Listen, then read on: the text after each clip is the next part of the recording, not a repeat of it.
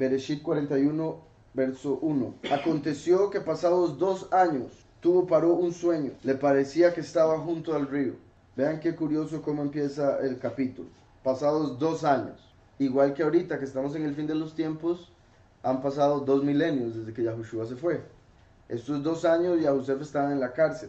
Eso quiere decir que estaba escondido del público. Igual que Yahushua se ha mantenido escondido, no en una cárcel por supuesto, sino en el cielo, a la derecha del Padre, todo lo contrario completamente, pero al mismo tiempo en el cielo, escondido de aquellos que habitamos en la tierra. Entonces de la misma manera está sucediendo aquí. Y digo eso porque recuerden que les había dicho que la vida de Yosef, la vida entera de Yosef se puede ver como una interpretación de la primera venida o una interpretación de la segunda venida. En este caso estaría empezando claramente la segunda venida después de 2000 años de Yahushua haber ascendido al cielo. Otra forma de interpretar la vida de Yosef es como la segunda venida entera, en cuyo caso el final de estos 2 años sería el final del periodo que el testigo o los dos testigos, en este caso el testigo como Moshe representado por Yosef, estaría escondido antes de salir a dar testimonio, ¿verdad? El ministerio que tienen que dar por 3 años y medio según Apocalipsis 11. Entonces la vida de Yosef se puede interpretar como toda la vida del primero, toda la vida del último, o mitad y mitad. Cuando lo vemos mitad y mitad, el capítulo anterior fue donde murió la segunda venida, el testigo como Moshe. Por eso fue que la ramera, representada por la esposa Potifar, lo metió preso. Y el haberlo metido preso representa la muerte, en esa interpretación que estaba diciéndoles. Entonces, la vida de Yosef es una historia muy especial a través de la cual podemos ver la primera manifestación de Yahweh en la tierra y la segunda manifestación de Yahweh en la tierra. Y por eso es que en este caso entonces vamos a empezar con lo que sucedería después de los 2000 años, después de los 2 milenios y lo que estamos por ver manifestarse en la tierra. Entonces dice: aconteció que pasados 2 años tuvo Paró un sueño. Paró es como se pronuncia, ¿verdad? Lo que comúnmente llaman faraón. Le parecía que estaba junto al río y que del río subían 7 vacas, hermosas a la vista y muy gordas, y pacían en el prado. Y que tras ellas subían del río otras 7 vacas de feo aspecto y en juntas de carne, y se pararon cerca de las vacas hermosas a la orilla del río. Algo que vemos en la escritura comúnmente es que aquellas personas que eran reyes, que eran autoridades, por tener ese puesto Yahweh les revelaba cosas, aunque fuesen reyes gentiles o impíos. Por el hecho de tener autoridad en este mundo, Yahweh les revela para que ellos puedan actuar acorde a lo que Yahweh les está revelando. Digamos, Nabucodonosor tuvo sueños en los que se le reveló el fin de los tiempos. Al faraón en este momento se le estaba revelando lo que iba a pasar aquí hace miles de años y lo que está por pasar en nuestro tiempo. Todo en el mismo sueño. Se habla principalmente en el judaísmo, y que quiero que quede claro, cuando yo menciono el judaísmo es porque hay mucho conocimiento que se puede obtener de ahí, mientras que lamentablemente en el cristianismo, que es de donde la mayoría de nosotros veníamos originalmente, no se habla de conocimiento. Entonces es más común que yo hable de lo que se enseña en el judaísmo que de lo que se enseña en el cristianismo, porque en el cristianismo no se enseña conocimiento, se enseña otras cosas, pero no conocimiento, sí, emociones y otras cosas. Mientras que en el judaísmo no se reconoce al Mesías Yahushua como soberano, error de ellos, garrafal por supuesto, pero sí se habla de mucho conocimiento, que como les he dicho, que si ellos pudiesen interpretar ese conocimiento que tienen, que enseñan, algunos de ellos por supuesto, a través de lo que la mayoría de la gente llama el Nuevo Testamento, podrían reconocer que Yahushua es el Mesías, sin duda. Y por eso es que yo uso ese conocimiento aquí, porque en realidad cuando se usa correctamente confirma la grandeza de Yahweh y otras cosas. Por ejemplo, se enseña que los reyes tienen menos libre albedrío que las personas comunes, porque los reyes tienen autoridad y tienen la autoridad por ende de hacer lo que les dé la gana, de hacer lo que ellos quieran, y por eso terminarían haciendo cosas espantosas. Entonces Yahweh, y la forma en que se explica es esa, que les da menos libre albedrío. En sí lo que eso quiere decir es que Yahweh mete más la mano cuando se trata de un rey que cuando es una persona común y corriente, porque una persona común y corriente puede tomar decisiones súper erradas que no van a afectar a miles, millones de personas. Tal vez solo afecten a la familia, tal vez solo lo afecten a él en la mayoría de los casos. mientras que un rey toma una mala decisión y puede afectar toda una nación. En este caso el faraón podía afectar el mundo entero, igual Nabucodonosor, etc. Entonces los reyes tienen menos libre albedrío. No quiere decir que Yahweh los use como robots, sino que Yahweh los guía a través de las decisiones que deben tomar. Obviamente no siempre, porque acabo de decir menos libre albedrío, no dije que no tienen libre albedrío, simplemente tienen menos. Está claro, cuando se habla de que Yahweh le endureció el corazón al faraón, se puede entender mejor ahora que acabo de explicar eso, aunque por otro lado, para entenderlo todavía mucho mejor, como hemos hablado, lo que Yahweh hizo fue quitarle la voluntad de querer arrepentirse, porque todos nosotros tenemos el libre albedrío, voluntad propia, a través de la cual cuando queremos arrepentirnos por algo que hicimos mal, lo podemos hacer. Bendito sea Yahweh. Pero cuando uno peca mucho, cada vez más y más y más, el corazón se le va endureciendo y se le va endureciendo, de tal forma que usted cada vez menos quiere arrepentirse, menos le parece que tenga que arrepentirse. Entra la negación y otro montón de cosas que pone la carne, el enemigo, para que uno no se arrepienta, no haga lo correcto. Todavía hay países donde cuando alguien roba algo le cortan la mano. Ley. Roba algo, se lo roba con la mano, entonces le quitamos la mano para que ya no robe. Es lógica, un poco salvaje, pero es lógica, en el sentido como ellos hacen el juicio. Entonces, usando esa misma lógica, cuando una persona usa su voluntad para hacer el mal, Yahweh le puede quitar parte de esa voluntad porque no la está utilizando correctamente. Entonces, así como nosotros podemos mover las manos, los pies, los ojos, todo en el cuerpo, con solo pensarlo, ¿qué quiere decir eso? Con solo la voluntad que está en nuestra alma, nosotros podemos mover los miembros del cuerpo. Si de repente usted ya no puede mover el brazo, ¿verdad? Obviamente un doctor le va a decir, es que tiene una enfermedad, esto y esto, es que le pasó esto y lo otro y lo otro. Un doctor le va a dar una explicación natural, carnal, de por qué no puede mover el brazo. Pero por todo lo que sucede hay una razón espiritual. Entonces, así como tenemos la propia voluntad en el alma para mover cualquier miembro del cuerpo, si perdemos un miembro, aunque tengamos el brazo, pero si no lo podemos usar, es porque Yahweh nos estaría quitando el poder de voluntad, o sea, de a través de nuestro libre albedrío mover ese brazo. Entonces, de la misma forma funciona cuando Yahweh endurece el corazón de alguien. No es que Yahweh sea impío y simplemente quiere que alguien se pierda, sino que ese corazón fue endurecido por sus propias decisiones. Y esas decisiones llevaron a una consecuencia.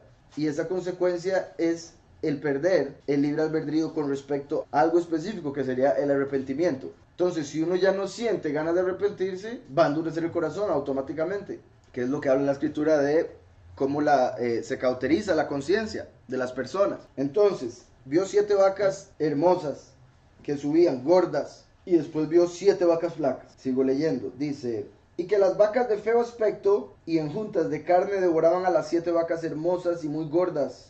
Y despertó, paró. Entonces el faraón se acuesta a dormir y simplemente sueña que ve del río Nilo venir 7 vacas hermosas y después vienen otras 7 vacas espantosas, flacas, que se comen a las primeras. Y a pesar de que se comen a las primeras, quedan igual de flacas.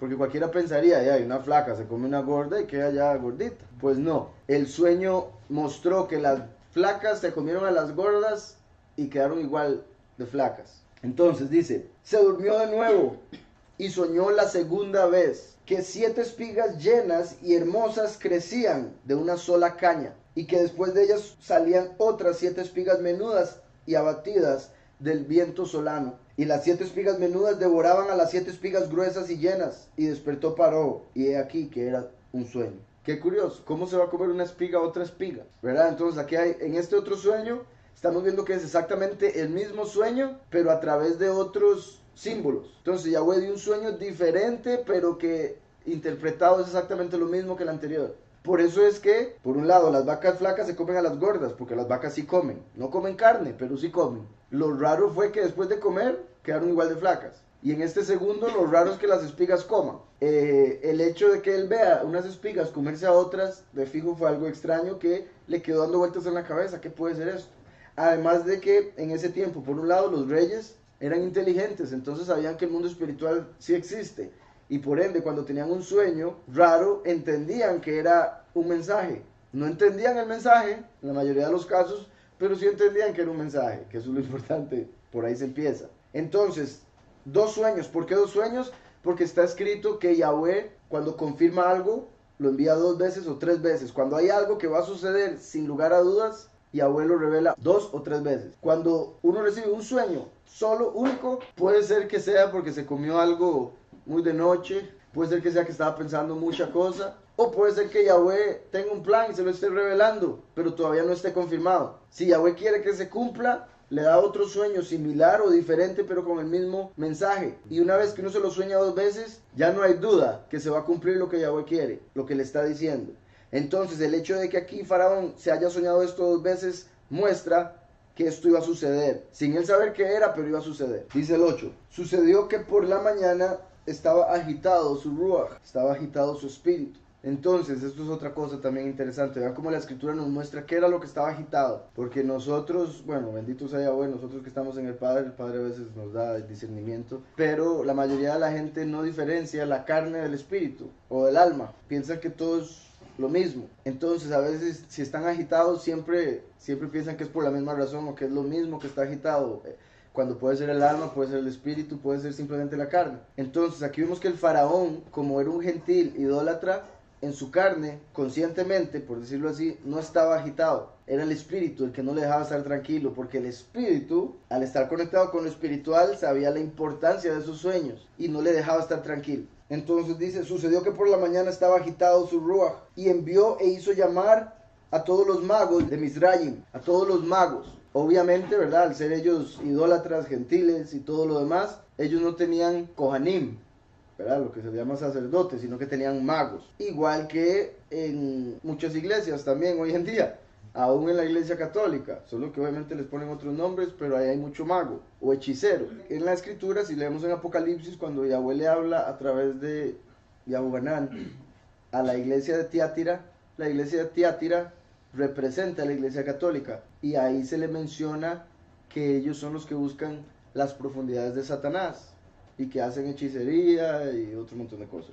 Entonces, dice aquí, y envió e hizo llamar a todos los magos de Mizraim, que es lo que se conoce como Egipto, y a todos sus sabios, y les contó Paró sus sueños. Entonces trajo un montón de magos. Recuerden que cuando vino Moshe y Aarón e hicieron lo que hicieron con la vara, que la convirtieron en serpiente, el faraón dijo, eso me van a hacer a mí, según ustedes me va a asustar.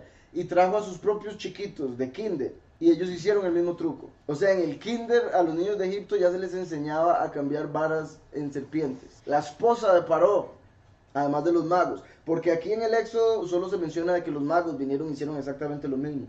Pero en el libro de Yasher, que es parte de la escritura, pero que lo sacaron, se menciona que los hijos y la esposa del faraón también hicieron el truco. Entonces, por otro lado, vemos que aquí el faraón tiene un sueño y llama a todos los disque sabios y magos, y ninguno puede interpretarlo hasta que viene Yosef, como ya lo sabemos. ¿Qué muestra eso?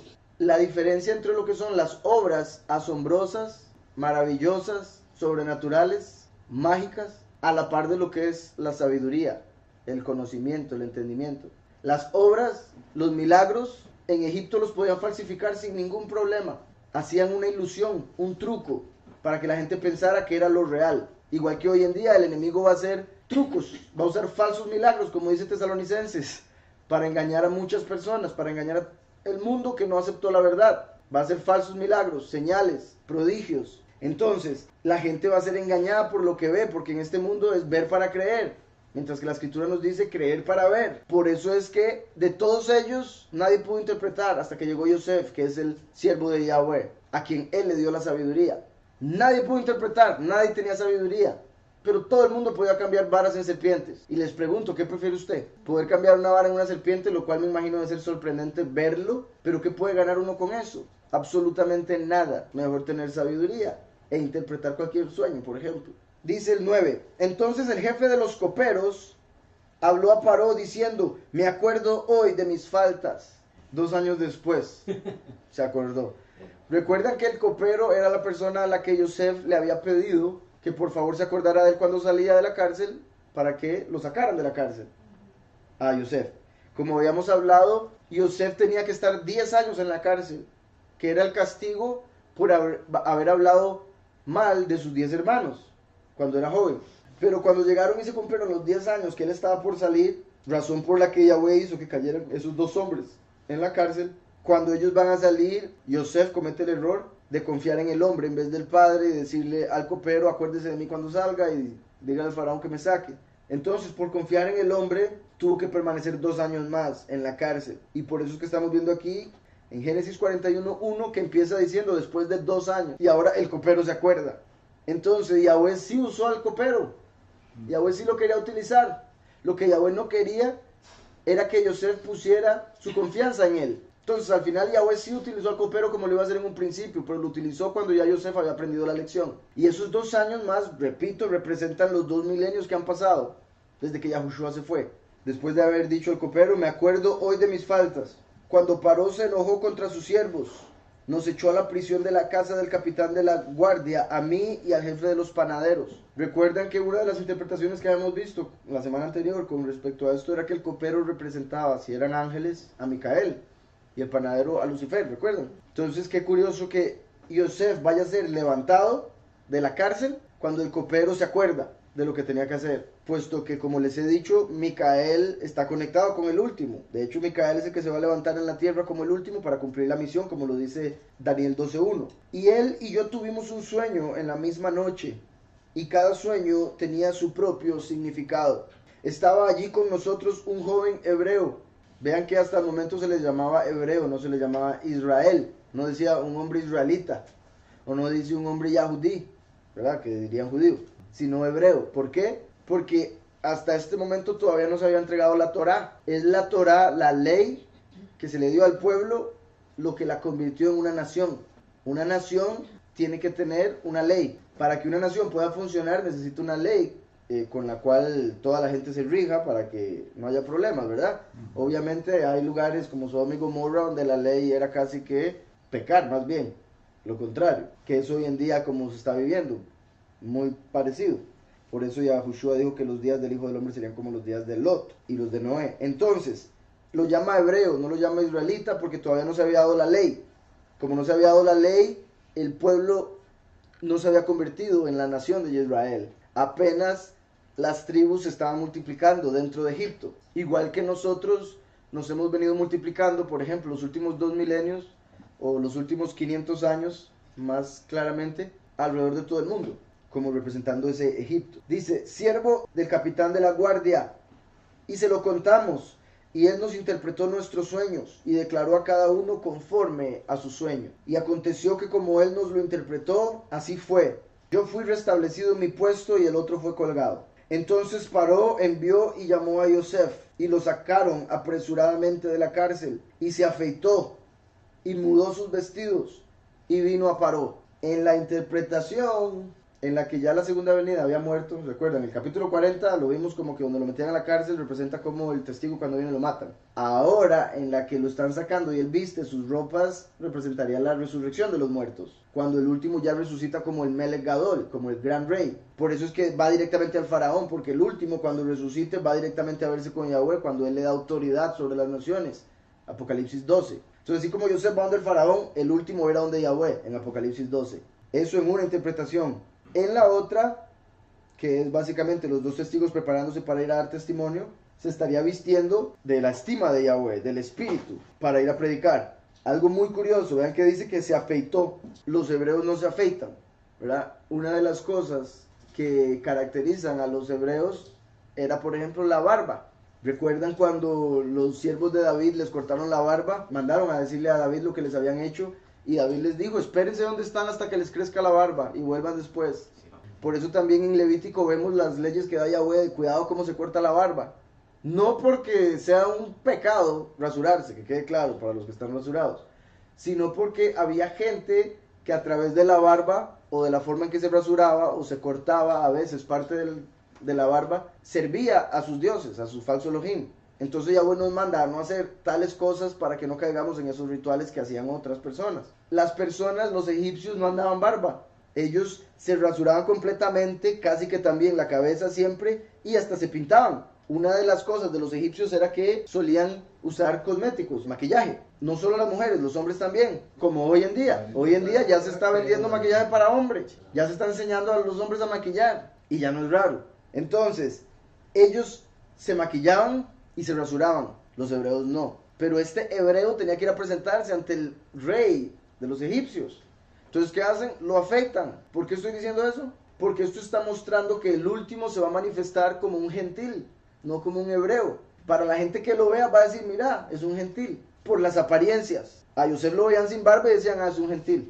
Punto. Por la apariencia, pero en carne era hebreo. Igual el testigo como Moshe. Los judíos van a decir, ese gentil está loco. Los cristianos van a decir, ¿qué le pasa a ese creyéndose judío? Sin entender que en realidad genéticamente es un yahudí, descendiente de Yosef, de este mismo hombre. Entonces, muy importante que lo afeitaron, porque la segunda venida viene como gentil. Además de que recuerden que Pablo se afeitó después de haber hecho un voto en el Nuevo Testamento, ¿verdad? Si estoy hablando de Pablo hizo un voto específico y se terminó afeitando la cabeza. Y como hemos hablado, así como Pedro representa la primera venida, el último es representado por Pablo. Y después, así como Elías representa a Yahushua, la primera venida, Elishua, el sucesor de Eliyahu, representa la segunda venida. Y recuerdan que a Elishua lo molestaban de que era pelón. Entonces Pablo se afeita, Elishua es pelón, a Yosef lo afeitan.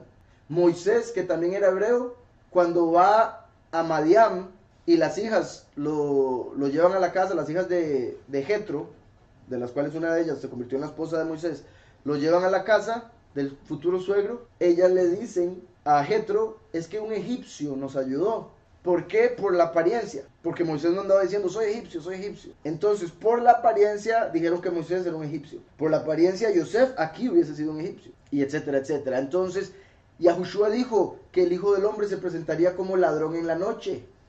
Como ladrón. O sea, unos no lo van a ni siquiera ver, otros no lo van a reconocer. ¿Por qué? Por la apariencia. Porque para unos va a ser el mismito anticristo. Porque eso es lo que es el ladrón. ¿Recuerdan cuando Yahushua dijo, yo soy la puerta y el buen pastor? Primero y último. El buen pastor entra por la puerta, pero el ladrón entra por otro lado. Ese es el falso Mesías. Entonces, si Yahushua dice, yo vengo como ladrón en la noche, quiere decir que para el mundo va a ser un falso Mesías. Eso es muy importante entenderlo. Cuando Yahusef estuvo en la cárcel, de hecho, como les digo, si no me equivoco, después de este momento él tuvo que volver a entrar unos días o un tiempo y volver a salir. Entonces, cuando tuvo que volver a entrar fue donde sucedió esto. En Egipto, el trono del faraón estaba en la cúspide de 70 escalones, representando cada nación, porque el faraón era el rey de todas las naciones. Como sabemos hoy en día, a pesar de que hay muchos países, cada uno de esos países desciende de 70 naciones. Entonces al final solo hay 70 naciones en el mundo. Eso fue lo que Yahweh determinó en el tiempo de Noé. Por eso la persona que se convirtiera en faraón tenía que conocer los 70 idiomas del mundo. Si una persona venía a ver al faraón y solo conocía 10 idiomas, podía subir 10 escalones. Y el faraón bajaba y lo encontraba.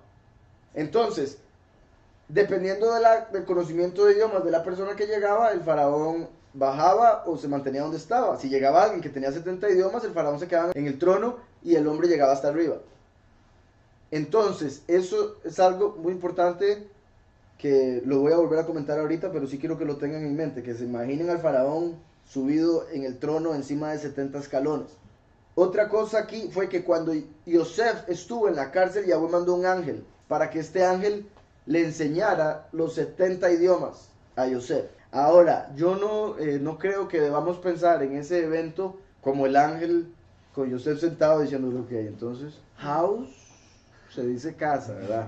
No así, sino como el Espíritu, cuando se le dio el Espíritu a los apóstoles en el Shavuot, en Pentecostés, Hechos 2, que ellos recibieron el Espíritu y se les pusieron como lenguas de fuego, porque estaban hablando nuevas lenguas. Ese momento en Pentecostés fue cuando Yahweh deshizo lo que había hecho en Babel. Porque cuando Nimrod quiso hacer una torre para llegar al cielo, luchar contra los ángeles y todo lo demás, Yahweh descendió, despedazó la torre y cambió el idioma de todos los hombres en 70 para que no se pudiesen entender y no pudiesen terminar la torre.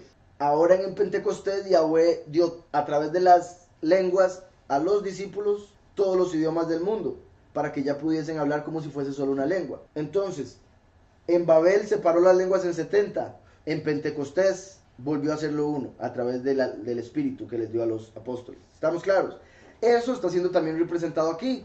Porque así como Yahweh dividió por Nimrod los lenguajes en 70, ahora en este tiempo, por Yosef, En Yosef está uniendo todos los idiomas en uno, en una persona. También se le están enseñando estos idiomas porque la voluntad de Yahweh con respecto a Yosef era que él llegara a reinar. Si solo hablaba hebreo y egipcio, solo podía llegar al segundo escalón. Y no podía ser faraón, no podría ser rey, no podría ser gobernante, no podría ser nada, porque solo conocía 2 idiomas. Entonces Yahweh a través del ángel le enseña los 70 idiomas para que ya pueda tener ese lugar. Que es como con nosotros, por ejemplo, bendito sea Yahweh, la gente a veces, ¿verdad?, pregunta por las cosas que uno enseña y todo eso, que si usted estudió teología y que usted qué título tiene, o cuál es el pastor que a usted le enseña, o cuál es su cabeza, cuál es su cobertura, todas las otras palabras que tienen en la iglesia cristiana para básicamente decirle a usted no le creo, usted no le quiero aceptar nada. Eso mismo también muestra cómo Yahweh a nosotros nos enseña cosas que ni siquiera se las enseña un teólogo. ¿Por qué? Porque en teología están aprendiendo cosas de hombres, interpretaciones de hombres, mandamientos de hombres, todo para hacer plata, todo para decir, yo tengo un título, y otro montón de cosas. Entonces, como dice Juan 14:26, el Espíritu de Yahweh viene a través del nombre del Hijo. Primera de Juan enseña de cómo la unción que hemos recibido, que es ese Espíritu que viene a través del nombre del Hijo, nos enseña todas las cosas, y por ende ya no necesitamos que nadie nos enseñe. Entonces, así como el ángel le enseñó a Yosef en este momento, el Espíritu de Yahweh nos enseña a nosotros cómo interpretar la Escritura. Y por eso podemos llegar a entender cosas más elevadas que alguien que haya pasado llevando teología, o pasado en una iglesia cristiana, o en un monasterio, etc. Entonces aquí el ángel se aparece y le da los 70 idiomas. Además de eso, el ángel le cambió el nombre a Yosef. Yosef se escribe con la Yud, la Vav, la Samek y la Pej. Y Yahweh le agregó una Hei de segunda letra. Entonces se convirtió en Yahusef. Por eso yo a veces digo Yosef, a veces digo Yahusef. Ahora, esto aparece en el libro de Yashar, más claramente, repito, en la escritura, en hebreo por supuesto, el nombre Yahusef solo aparece una vez. O sea, toda la escritura aparece Yosef, Yosef, Yosef, pero una vez en el libro de Salmos, cuando David está hablando de Yosef, lo llama Yahusef. Entonces, una vez en la escritura aparece el nombre Yahusef y es en Salmos, donde se confirma. Y de hecho está hablando de cuando Yosef estuvo en la cárcel y Yahweh lo sacó. Entonces ahí es donde a través de eso que se dice, está diciendo que fue en la cárcel donde recibió el nombre nuevo. De la misma forma que el testigo como Moshe recibe un nombre nuevo. Como que al morir y resucitar se le da la autoridad, y al darle autoridad se le da el nombre Yahweh Sidkenu, que nos profetiza Jeremías 23 y 31. Entonces, se le dio un nombre nuevo, Yahusef, igual que al testigo como Moshe se le va a dar un nombre nuevo. Se le dieron los 70 idiomas para representar que va a reinar sobre las 70 naciones. Porque el testigo como Moshe, que es representado por Yosef, se va a convertir en rey del mundo, representante del Padre en la tierra. Por eso Yosef, de las tribus de Israel, se convirtió en el segundo del faraón, rey de Egipto, y Egipto era la tierra entera. Y por otro lado, Yahudá, que fue donde vino Yahushua el primero, era el rey entre los hermanos. Entonces nosotros adoramos a Yahushua, alabamos a Yahweh a través de Yahushua. Yahushua nuestro soberano, nuestro rey de la tribu de Yahudá.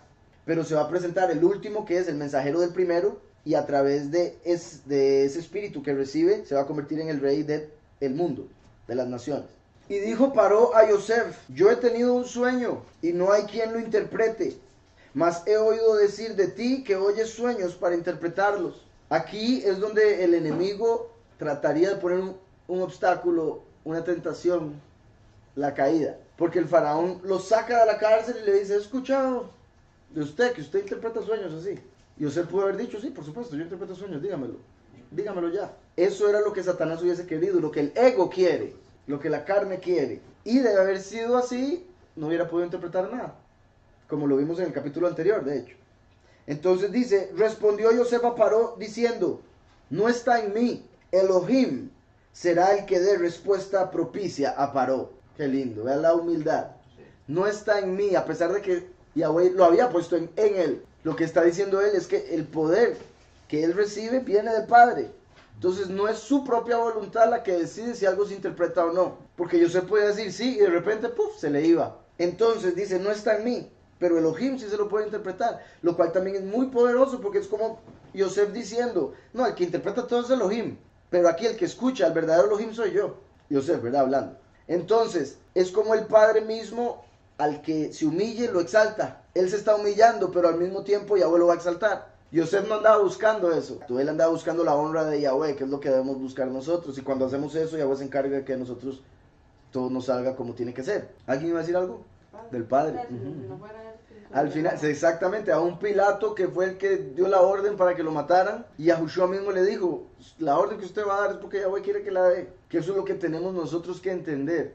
Todo lo que pasa, pasa porque es la voluntad de Yahweh. Eso no quiere decir que Él no nos haya dado libre albedrío, sino que es por el mismo libre albedrío de nosotros que Yahweh arregla todo para que suceda lo que tiene que pasar. Porque como les he dicho, Él dice, en su corazón usted quiere matar. Vieras que hay por aquí un asesino que necesito que se vaya. Y después lo acusa a usted por asesino. ¿Por qué? Porque estaba en el corazón de él asesinar. No era que el padre se lo puso. Simplemente Yahweh dice, ok, una persona tiene que ir al Seol esta noche y esta persona está deseando que lo castiguen. Y permite el encuentro. Entonces paró, dijo a Yosef, en mi sueño me parecía que estaba a la orilla del río y que del río subían 7 vacas de gruesas carnes y hermosa apariencia, que pacían en el prado, y que otras 7 vacas subían después de ellas, flacas y de muy feo aspecto, tan extenuadas que no he visto otras semejantes en fealdad en toda la tierra de Misraim, toda la tierra de Egipto. Y las vacas flacas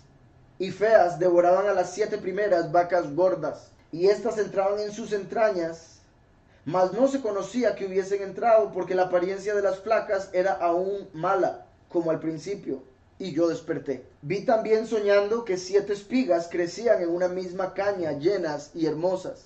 ¿Recuerdan que Yosef, al inicio de la historia de Yosef, en el capítulo 37, él tiene 2 sueños, igualmente, 2 sueños diferentes, pero con la misma interpretación, que era la confirmación de que él se convertiría en el rey, el virrey de Egipto. Digo el rey porque cuando se le dio la autoridad a Yosef, el faraón se escondió y solo salía una vez al año. Entonces en realidad Yosef era el rey, pero en sí, que quede claro, era virrey, estaba de segundo. Así como Yahushua está de segundo del padre, pero mucha gente pierde la noción y se le olvida al padre por ver a Yahushua. ¿Me explico? Y principalmente, sí, bueno, la mayoría de religiones que dicen creer en él se enfocan solo en el hijo, cuando Yahushua mismo dijo, el padre mayor es que yo. Y como lo he dicho aquí siempre, Yahushua es el camino, no es el destino. Y mucha gente piensa que es el destino y ahí paran. Llegan a sentarse, dejan de caminar y no llegan a la meta. Yosef tuvo 2 sueños, el faraón está teniendo 2 sueños. Lo mismo sucedió, confirmación. Pero algo curioso es que de los 2 sueños hay uno que es similar. El primero de Yosef, los manojos de espigas de los hermanos se inclinaron ante la de él. La de él se levantó. El manojo de espigas de él se levantó y los de los hermanos se inclinaron. Ahora, a través de un sueño de espigas del faraón, Yosef está por ser levantado. Entonces vean cómo ya usó el mismo símbolo. Esto mismo de las espigas debió recordarle a Yosef el sueño que él había tenido de niño y debió avisarle que ya era el momento del cumplimiento. Y que otras 7 espigas menudas, marchitas, abatidas del viento solano, crecían después de ellas. Y las espigas menudas devoraban a las 7 espigas hermosas. Y lo he dicho a los magos, mas no hay quien me lo interprete. No hay quien me lo interprete. Muy importante. ¿Recuerdan cuando Yahweh le dijo a Daniel, sella las palabras de este libro? Y dijo que el conocimiento crecería y la gente iría de aquí para allá buscando de él. Entonces, Yahweh selló el libro de Daniel hasta el fin de los tiempos, lo cual quiere decir que el libro, por más que la gente quisiera interpretarlo, no iba a poder hasta que llegara el fin. El Apocalipsis, Yahweh le dijo a Yahuanán, no lo cierres porque el tiempo está muy cerca.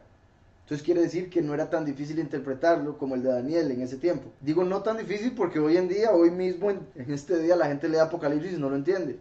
Entonces, el libro está abierto, pero la gente no se le ha dado el discernimiento para poder comprender lo que ahí está escrito. Igual aquí, el faraón se le dio el sueño, él lo vio claramente, pero no entendió nada. Yosef no lo vio, nada más se lo cuentan y lo entiende. ¿Por qué? Porque al final el entendimiento, la interpretación, el discernimiento viene del Padre. Entonces nosotros, bendito sea Yahweh, a través de su Espíritu podemos entender la Escritura. Aunque todo el mundo la tenga en sus casas, la gente llega y la lee y no entiende nada. Por lo menos eso dicen, ¿verdad? Eso me dicen a mí. Porque bendito sea Yahweh, nosotros aquí la leemos y la entendemos. Entonces para nosotros resulta un poco ilógico que alguien diga, no, es que yo no entiendo nada. Resulta ilógico para la razón, pero en realidad espiritualmente es completamente lógico. Es como darle un libro a un ciego. Le va a decir que se lo lea a usted. Por eso es que, bendito sea Yahweh, nosotros debemos ayudar a interpretar la escritura para otra gente. Si es que obviamente ellos van a escuchar. Porque por otro lado está toda la gente que lo ve a uno y simplemente no quiere escucharlo por la cara. Lo que siempre he dicho, las apariencias, la edad, aunque ya no soy tan joven. pero eso era un problema antes. Y otro montón de excusas que ponen para decir, ¿usted qué va a saber? Bendito sea Yahweh. Mucha gente aquí ha venido y me decía, hasta ahora entiendo, ahora la leo y entiendo, yo no sé por qué antes no. Y obviamente es el espíritu, y la clave, la llave es el nombre. Que yo sé que muchos han visto eso, que con solo cambiar el nombre, de repente un montón de cosas caen en su lugar, con algo tan simple, que yo sé que para mucha gente tal vez es como, ¿cómo se le ocurre que solo por cambiar el nombre usted ya va a empezar a entender? Y la gente con solo esa duda no va a entender, porque la duda es lo contrario de la fe. Entonces la gente duda porque es muy simple.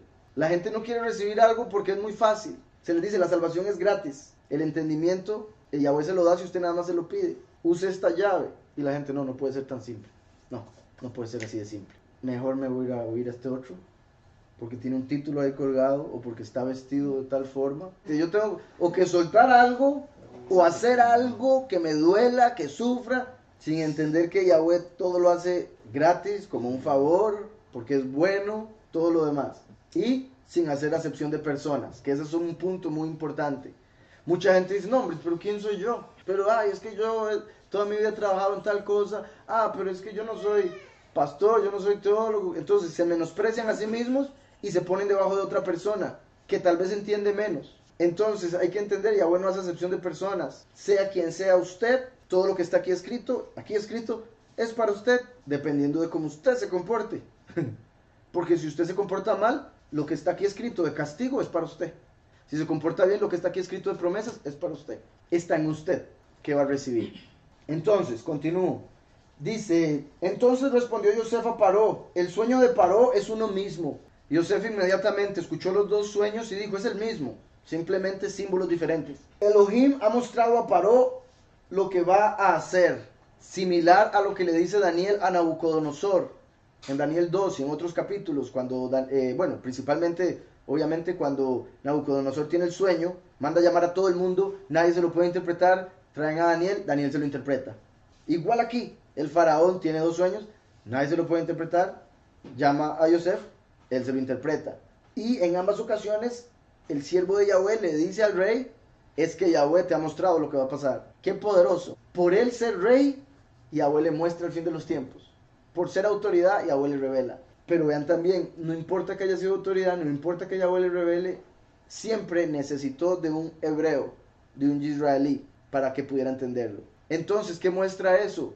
Con toda la humildad del mundo lo digo, si es que se puede decir así, pero bendito sea Yahweh por esto, nos muestra que, por más grande que sea el hombre, el ser humano, en este mundo, debajo del sol, como dice Salomón, siempre van a necesitar la guía de uno de los siervos de Yahweh, van a necesitar la ayuda, la enseñanza. Por decirlo así, este mundo no se puede mover si no es por la iglesia del Padre, la verdadera congregación escogida, por supuesto. Entonces, era el rey del mundo entero que tenía toda la autoridad, todo el poder, y tuvo que llamar a un prisionero pobre y esclavo para que le enseñara. Sorprendente. Mucha gente solo por orgullo hubiese dicho, ¿qué voy a estar llamando yo un prisionero aquí?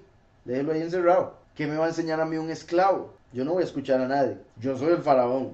Y así es la gente de hoy en día, aunque sea supervisor de Sykes. O sea, aunque tenga el trabajo más común y corriente del mundo, con solo que se le dé un poquitito de autoridad, ya no escuchan a nadie más. Por eso no hay profeta en su propia tierra. Hay otro montón de cosas que la escritura nos muestra. Las 7 vacas hermosas, 7 años son. Y las 7 espigas hermosas son 7 años. El sueño es uno mismo. Vuelve y repite o le explica por qué es que es uno mismo.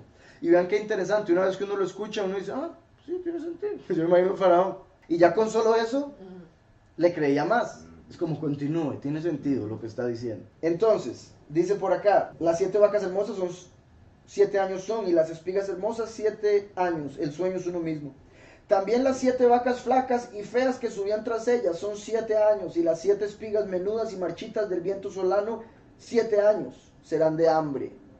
7 años serán de hambre. Aquí se empieza a conectar un poco con el tiempo en el que estamos, en lo que respecta al ministerio de los 2 testigos, porque dice que son 7 años de hambre, y como sabemos, según el libro de Daniel, el fin de los tiempos va a suceder en un periodo de 7 años, lo que se le llama la última semana de Daniel. Entonces, los últimos 7 años de la historia humana son representados por estas 7 vacas feas, por estas 7 espigas, los últimos 7 años. ¿Estamos? Recuerdan que en el libro de Amós, Yahweh nos habla, ¿se acuerdan que les he dicho, lo hemos visto, que en el mundo habrían 10 hambrunas? mundiales, que quede claro, ¿verdad? Porque obviamente ha habido hambre a través de toda la historia en diferentes lugares, pero no mundialmente. Se habla de que habrían 10 hambres. Una la hubo en el tiempo de Abraham, por eso Abraham se tuvo que ir a Egipto. Después una en el tiempo de Isaac, otra en el tiempo de Jacob.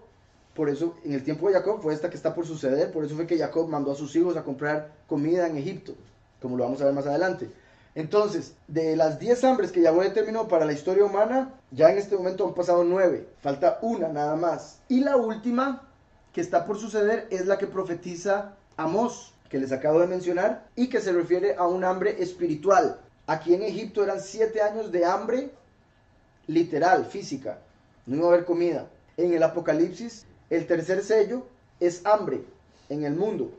Va a haber un problema con la economía y va a haber mucha gente muriéndose de hambre, sí, no hay duda. Pero el hambre principal va a ser la espiritual. Porque recuerden que la escritura es comparada con la miel, es comparada con la leche, es comparada con el agua, es comparada con el lejem, o sea, pan, es comparada con la carne, pan celestial, con el maná. Entonces la escritura es constantemente comparada con comida, como les había dicho, así como el cuerpo necesita comer para seguir viviendo, el alma necesita comer comida espiritual, que es la escritura, para poder seguir avanzando. Por eso es que la gente que no come nunca de la escritura no tiene nada de fe, y la fe que tiene la tiene en un ídolo, o la tiene en algo físico, y eso al final no es fe. Porque recuerden que fe quiere decir en hebreo creer en la verdad. Si usted cree en la mentira, no es fe. ¿Estamos claros? Entonces, nosotros que creemos en la verdad, el espíritu de la verdad, que es Yahushua HaMashiach, nos revela la comprensión o la interpretación de lo que leemos. La gente anda muerta en vida, como dice la escritura. Han dejado de comer por tanto tiempo de la escritura que andan muertos. Solo el cuerpo es lo que anda ahí. Obviamente si hay un alma y todo eso, pero mi punto es, espiritualmente están muertos. Porque de por sí, para llegar a la vida, hay que reconocer a Yahushua. Punto. Entonces cualquier persona que no ha reconocido a Yahushua está muerto en vida. Y lo que tiene que hacer es venir a comer el pan de la vida. Y al comer el pan de la vida, va a revivir. Entonces si la gente, entre más se aleja, menos escucha. Entre más peca, la conciencia menos les habla. O les habla, pero ya no la oyen, porque está muy lejos, está muy cauterizado el corazón. Entonces son muchas razones por las que la gente hoy en día ni sabe que está desnutrida. No lo saben conscientemente. Obviamente el alma está, ¡ay! Estoy muriendo, haga algo. Entonces, eso que les decía, ese tipo de hambre es la que está por darse en el mundo. Cuando ya empiecen a pasar cosas más claras, la gente va a decir, ok, ¿de dónde me agarro? ¿A qué le oro? ¿A qué le pido? Y van a decir, la verdad es que no sé si esto es real. Lo que siempre pensé y adoré, no sé si es real. De repente el ídolo que andan aquí ya no les sirve de nada. Nunca les ha servido, pero va a llegar un momento donde se van a dar cuenta. En el libro de Amós, capítulo 8, en el verso 11. Ciertamente vienen días, dice Yahweh. Cuando Yahweh dice vienen días, obviamente es a futuro. Y igual que cuando dice en aquel tiempo. Cuando Yahweh dice en aquel tiempo se refiere a esos días que vienen. Entonces cuando empieza un verso diciendo en aquel tiempo, en aquellos días, vienen días, etcétera, está diciendo en el fin de los tiempos. Es una forma de interpretarlo. Ahora, alguien me diría, ¿por qué no dice entonces en el fin de los tiempos pasará esto? ¿Por qué? Porque esto que nosotros leemos de Amós se escribió hace miles de años para nuestro tiempo, sí, pero también se escribió para el tiempo de Amós, en un microcosmos. Se dio un cumplimiento menor en el tiempo de Amós, o años después de Amós. Por eso es que dice vienen días, porque vinieron días en el tiempo de Amós y ahora vienen días en nuestro tiempo, dos tiempos. Entonces, como toda la escritura se puede interpretar física y espiritualmente, absolutamente todo. Y cuando se puede interpretar espiritualmente, se puede interpretar en diferentes niveles. Entonces, dice, ciertamente vienen días, dice Yahweh el soberano, en los cuales enviaré hambre a la tierra. Hambre a la tierra. Hoy en día la gente está con hambre por saber la verdad, hambre por todo lo que es del Padre, pero simplemente, como les digo, es como el mismo ejemplo de McDonald's. Es como alguien que tiene hambre, pero va a comprar comida y solo hay comida chatarra. Para el cuerpo sabe bien, de sabor. Igual que cuando uno va a una iglesia cristiana y está saltando, se siente bien en la carne, en las emociones, pero el espíritu está igual que el cuerpo, que no recibe nutrientes, que no recibe nada de McDonald's. ¿Sí me explico? Por eso, si usted usa la cabeza, usted no comería McDonald's. Si usted le preocupa su salud, no comería McDonald's. Pero la gente que no está pensando a largo plazo, igual que los que no están pensando en la eternidad, no les importa eso. No están poniendo mente a las consecuencias de sus actos y por ende dicen, no, yo quiero algo rico, sin importar que me haga mal. Entonces la gente quiere algo que les haga sentir bien en una iglesia, sin importar que sea la mala, que no sea la correcta. La escritura misma dice que es medicina para los huesos. Eso entonces nos muestra, y es literal, que si uno lee la escritura recibe salud física, no solo espiritual, sino también física. Pero para eso uno necesita fe, por supuesto. Y obviamente, si uno no tiene fe, no va a leer la escritura. Entonces todo está conectado. Continúo con Amós. Ciertamente vienen días, dice Yahweh, el soberano, en los cuales enviaré hambre a la tierra. No hambre de pan, ni sed de agua.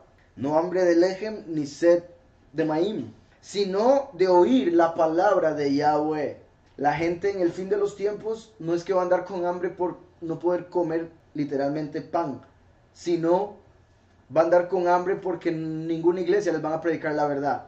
Como sabemos, la palabra de Yahweh es el nombre del Hijo, Apocalipsis 19:13. Entonces esto también está mostrando que en el fin de los tiempos nadie sabría el nombre. Por eso todo el mundo andaría con hambre, por el nombre, la palabra, la semilla. Y es una semilla, ¿verdad? ¿Usted qué hace con una semilla? Lo único que puede hacer es sembrarla y esperar a que crezca. Entonces la gente a veces dice que con lo del nombre, que piensan que es una palabra mágica o que yo estoy diciendo ya con el nombre la hizo toda. Y bueno, en realidad sí cree y sigue. Pero es como una semilla, es como yo le doy la semilla, usted siémbrela y dele agua, dele luz y que crezca. La gente quiere que la semilla sea ya un árbol con fruto y es muy diferente. La palabra es la semilla, usted a partir de ahí empieza a crecer y a dar fruto. La gente no quiere la semilla, quiere el fruto. Y si puede, sáquele las semillas. Usted con esas frutas que hoy en día comen, que vienen sin semillas, usted puede disfrutar de la fruta un día, pero ya después se quedó sin fruto porque no tiene semillas para sembrar. Entonces lo mismo sucede en las iglesias cristianas, le hago un poquitico para que usted se sienta bien en ese momento, pero llega a la casa y al no tener la semilla, usted mismo no puede sacar fruto de la escritura. Tiene que volver al mismo pastor para que le dé una probadita. Amós sigue, verso 12, dice, e irán errantes de mar a mar. Van a ir por todo lado buscando a Yahweh, de mar a mar, de nación a nación, de iglesia a iglesia. Desde el norte hasta el oriente andarán buscando palabra de Yahweh y no la hallarán. Andarán buscando palabra de Yahweh y no la hallarán. Bendito sea Yahweh, que aquí enseñamos lo que enseñamos, aprendemos la escritura y demás. Pero sea como sea, somos pocos. Cuando nos comparamos con iglesias cristianas, somos muy pocos. Aunque incluyamos en este momento los que nos están viendo. Y mucha gente, cuando nosotros le predicamos, les enseñamos lo que hemos aprendido, ellos dicen, pero ¿por qué solo usted lo sabe? Y toda la gente, y todo lo que inventa, ¿verdad? Y luego la gente que no lo sabe. ¿Por qué es que toda la gente no lo sabe? Por lo que dice aquí, que habría hambre y la gente andaría errante y andarían buscando la palabra de Yahweh y no la hallarán. Porque la palabra de Yahweh no está en cualquier lado en el mundo. Por eso es que solo muy pocos la conocemos. Esto es lo que respondió a Paró. Lo que Elohim va a hacer, lo ha mostrado a Paró. Lo que iba a hacer en ese tiempo en Egipto y lo que va a hacer en este tiempo final. He aquí vienen 7 años de gran abundancia en toda la tierra de Egipto. Y tras ellos seguirán 7 años de hambre. Y toda la abundancia será olvidada en tierra de Egipto. Y el hambre consumirá la tierra. Y aquella abundancia no se echará de ver a causa del hambre siguiente, la cual será gravísima. Entonces, de la misma manera que las vacas flacas se comían a las gordas y quedaban igual de flacas, está diciendo que a pesar de que hayan 7 años de abundancia, cuando viniesen los 7 años de pobreza, los 7 años de pobreza serían tan grandes que opacarían los últimos 7 años, los pasados. No se notaría la abundancia que hubo. Entonces, dice, y el suceder, el sueño aparó 2 veces, significa que la cosa es firme de parte de Elohim y que Elohim se apresura a hacerla. El hecho de que se haya soñado lo mismo 2 veces era Yahweh confirmando lo que iba a suceder, y no solo que iba a suceder, sino que iba a suceder pronto. Estaba por empezar. Como si se le estuviese diciendo al faraón, el próximo año empiezan los 7 años buenos y después los 7 años malos. En el caso de nosotros, se hablaría de 7 años malos. Obviamente no para nosotros, pero sí para el mundo. El fin de los tiempos. Por tanto, provéase ahora Paró de un varón prudente y sabio, y póngalo sobre la tierra de Mizraim, en hebreo un jajam, que sería de Jogma. Jogma es sabiduría, un jajam es un sabio. Haga esto Paró y ponga gobernantes sobre la tierra, y quinte la tierra de Mizraim en los 7 años de la abundancia. O sea, lo que está diciendo es durante 7 años de abundancia, tome el quinto, la quinta parte, o sea, así como la escritura habla de un diezmo, aquí se está dando un quinto para cada persona del mundo entero. Entonces, por ejemplo, así como el pueblo de Israel debe diezmar a Yahweh, las naciones dan un quinto al pueblo de Israel. Eso es lo que representa, siendo representado por Yosef. Todas las naciones tienen que venir a dar tributo al gobernante que puso Yahweh. Como vemos que en la eternidad las naciones van a tener que dar tributo al pueblo en la fiesta de Sukkot. Como les digo, la idea de Yosef era cóbreles un porcentaje a cada persona que vive en el mundo durante 7 años de abundancia. Al haber abundancia, a nadie le va a hacer falta nada, entonces un quinto no va a ser mucho en ese tiempo.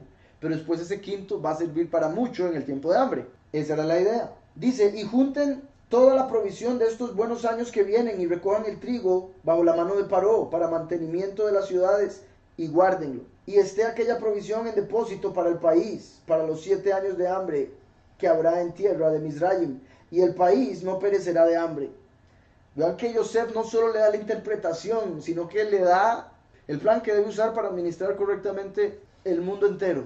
Y Yosef en ningún momento está diciendo, póngame a mí, porque va a ver cómo va a salir todo. Sino que dice, ponga gente sabia, que hagan esto, hagan lo otro, y va a ver que va a estar bien.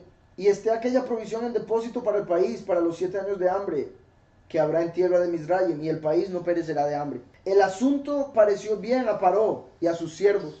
Y dijo Paró a sus siervos, ¿acaso hallaremos a otro hombre como este, en quien esté la Ruach de Elohim? El faraón les dijo, ¿acaso vamos a encontrar un hombre que tenga más sabiduría que este hombre que tiene el espíritu del poderoso?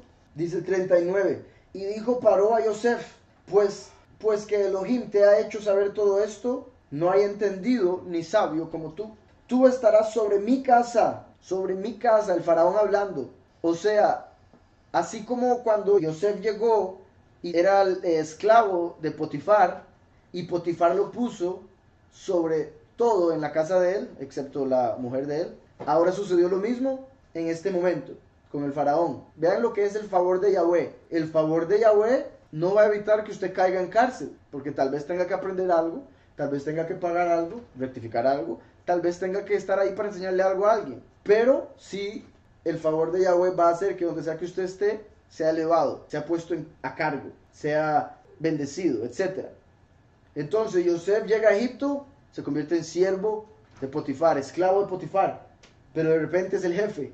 Lo meten en la cárcel, está preso, pero de repente es el jefe de la cárcel. Lo sacan de la cárcel y ahora es el jefe del mundo entero. Entonces cuando nosotros hacemos las cosas correctas, Yahweh nos eleva. Y con solo dar fruto, la gente, en este caso un jefe, va a ver y va a decir, este hombre lo necesito en otro puesto, más elevado, organizando, manejando otras personas, etc. Tú estarás sobre mi casa. Esto mismo es lo que Yahweh le dice a Moisés. Entonces aquí vemos una conexión entre Yosef y Moisés, porque ambos son reflejos proféticos de la segunda manifestación de Yahweh en la tierra, que viene como un gentil pero se convierte en el rey del mundo, que viene como un esclavo, cae en pecado como el hijo pródigo, pero Yahweh lo limpia, igual que limpió a David y lo convierte en rey. Entonces, como estaba diciendo ahora, llegó de esclavo, siervo de Potifar. El último viene como esclavo del pecado, por eso cae en pecado, y por eso al caer en pecado se vuelve siervo de Lucifer. Todo el mundo que está en pecado está bajo Lucifer. Aún aquellos que piensan estar siguiendo al Padre, pero lo están haciendo incorrectamente, están siguiendo a Lucifer. O a Samael, o a Azazel, o a la reina del cielo. Pero en sí, en general, es más común Lucifer. Y en este ejemplo es Lucifer el que representa a Potifar. Entonces, es como el último que llega y al no saber la verdadera doctrina, sirve a Lucifer sin querer, pensando que es el verdadero. Pero llega a empezar a elevarse en conocimiento, en conocimiento, en conocimiento, hasta que se da cuenta que es Lucifer y no es Yahweh. Es Potifar y no es el faraón. Entonces, por eso lo meten en cárcel, lo esconden. Pero ahí empieza a elevarse y elevarse y elevarse y reconoce quién es el jefe de la cárcel, Azazel, Abadón, el que va a salir libre en Apocalipsis 9, la quinta trompeta. Porque en el sentido negativo, Samael sería el faraón, que está a cargo de lo que es la materia, la muerte en el mundo. Lucifer sería Potifar, que es el que está a cargo de la guardia, de ejecutar justicia, de acusar. Y el líder de la prisión sería el líder del Seol, que sería Abadón, Azazel. Entonces como que viene y descubre a Potifar, después descubre a Azazel y después descubre a Samael. Y llega a estar encima de Potifar, encima de Lucifer. Tú estarás sobre mi casa. Este mundo es una casa. Por eso Yahushua dijo, el ladrón primero tiene que atar al hombre fuerte para después llevarse las cosas. Entonces él dijo que venía como un ladrón en la noche porque la primera venida vino a atar a Satanás, el dueño de esta casa. Ahora a Yosef se le está diciendo, serás puesto sobre la casa, porque el último va a tomar el lugar que Lucifer ha tenido, como el que ejecuta justicia y como el poderoso de este mundo. Por eso Yosef estará sobre la casa. Y por tu palabra se gobernará todo mi pueblo. Vean eso.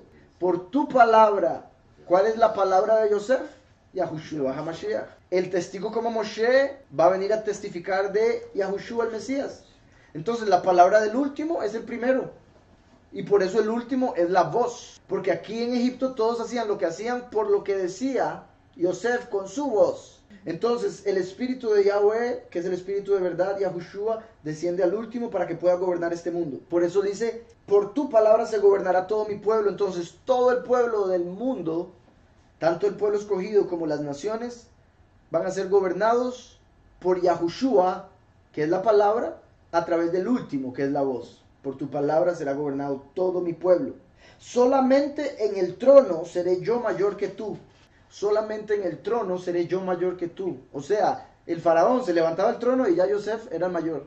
Entonces es como el hecho de que Yahweh y Yahushua está a la derecha. Yahushua tiene todo el poder, pero sigue siendo Yahweh mayor. Ese es el punto. Yahushua dijo, Yahweh mayor es que yo, el Padre mayor es que yo. Entonces esto es lo mismo entre Yahweh y Yahushua. Cuando Yahushua y el último se hagan uno, se va a seguir cumpliendo eso. ¿Me explico? El último entonces va a ser el segundo de Yahweh. ¿Por qué? Porque ya es uno con Yahushua. Solamente en el trono seré yo mayor que tú. Recuerdan que el testigo como Moshe representa el trono de Yahweh, el trono mismo. ¿Por qué? Porque el Padre y el Cordero están en él. Es el trono de Yahweh y del Cordero, lo llama Apocalipsis. Es un solo trono, para dos. ¿Por qué? Porque el espíritu de Yahweh y del Hijo, o sea, el doble manto, la doble porción, va a estar en el primogénito, que es el testigo como Moshe, el último. Y digo lo del primogénito porque es el primogénito el que tiene doble porción. Y Yahweh le prometió al último que se convertiría en primogénito. Entonces el testigo como Moshe viene con dos mantos, como Elishua venía con dos mantos, dos porciones del espíritu de Eliyahu. Y es porque es el trono. Y en él, en su espíritu, en su cuerpo, va a estar el espíritu de Yahweh y el espíritu del Hijo. Tú estarás sobre mi casa y por tu palabra se gobernará todo mi pueblo. Solamente en el trono seré yo mayor que tú. Entonces así como Yahweh se mantiene por encima de Yahushua, a pesar de que a Yahushua se le dio toda autoridad y el nombre que es sobre todo nombre, igual que el último es enviado por Yahushua. Entonces, así como Yahweh se mantiene por encima de el primero, Yahushua, el primero Yahushua se mantiene por encima del último testigo como Moshe, en la jerarquía. Igual que Eliyahu se mantiene bajo Moshe, después el pueblo escogido, después la nación o los muchos y después las naciones que están alrededor. Más o menos es lo más simple que se puede hacer la jerarquía que hizo el Padre para el reino de Yahweh. El último es el trono de Yahweh en el que se asienta el espíritu del Padre y el espíritu del Hijo. Por eso Yahushua le dijo a los discípulos, el mundo no me verá más, pero ustedes me verán. Porque el mundo ya no va a volver a ver al Mesías Yahushua porque no lo aceptó. Van a tener que ver al último, testigo como Moshe, por no haber aceptado al primero. Entonces por eso van a ver el trono en el cual va a estar el espíritu de Yahweh y de Yahushua. Igual que aquí cuando llegaban iban a ver a Yosef, porque ya el faraón no volvía a salir, como les dije, salía solo una vez al año. Dice, tú estarás sobre mi casa y por tu palabra se gobernará todo mi pueblo. Solamente en el trono seré yo mayor que tú. Dijo además Paró a Yosef, he aquí yo te he puesto sobre toda la tierra de Mizraim. He aquí yo te he puesto sobre toda la tierra de Mizraim. Esto es una profecía de que Yahweh va a poner al descendiente de Yosef sobre el mundo entero. Punto. ¿Y por qué repito descendiente de Yosef? Es muy fácil leer esto y decir, es una profecía de Yahushua, porque Yahushua se convierte en el rey del mundo entero. Se sabe desde que tomó la autoridad de Satanás en el madero. Pero lo curioso es que Yahushua era descendiente de Yahudá. El último es descendiente de Yosef. Entonces aquí principalmente se nos va a mostrar lo que se va a cumplir en el fin de los tiempos con el último, en este momento en el que se le va a dar autoridad sobre el mundo entero. Dice el 42. Entonces Paró quitó su anillo de su mano.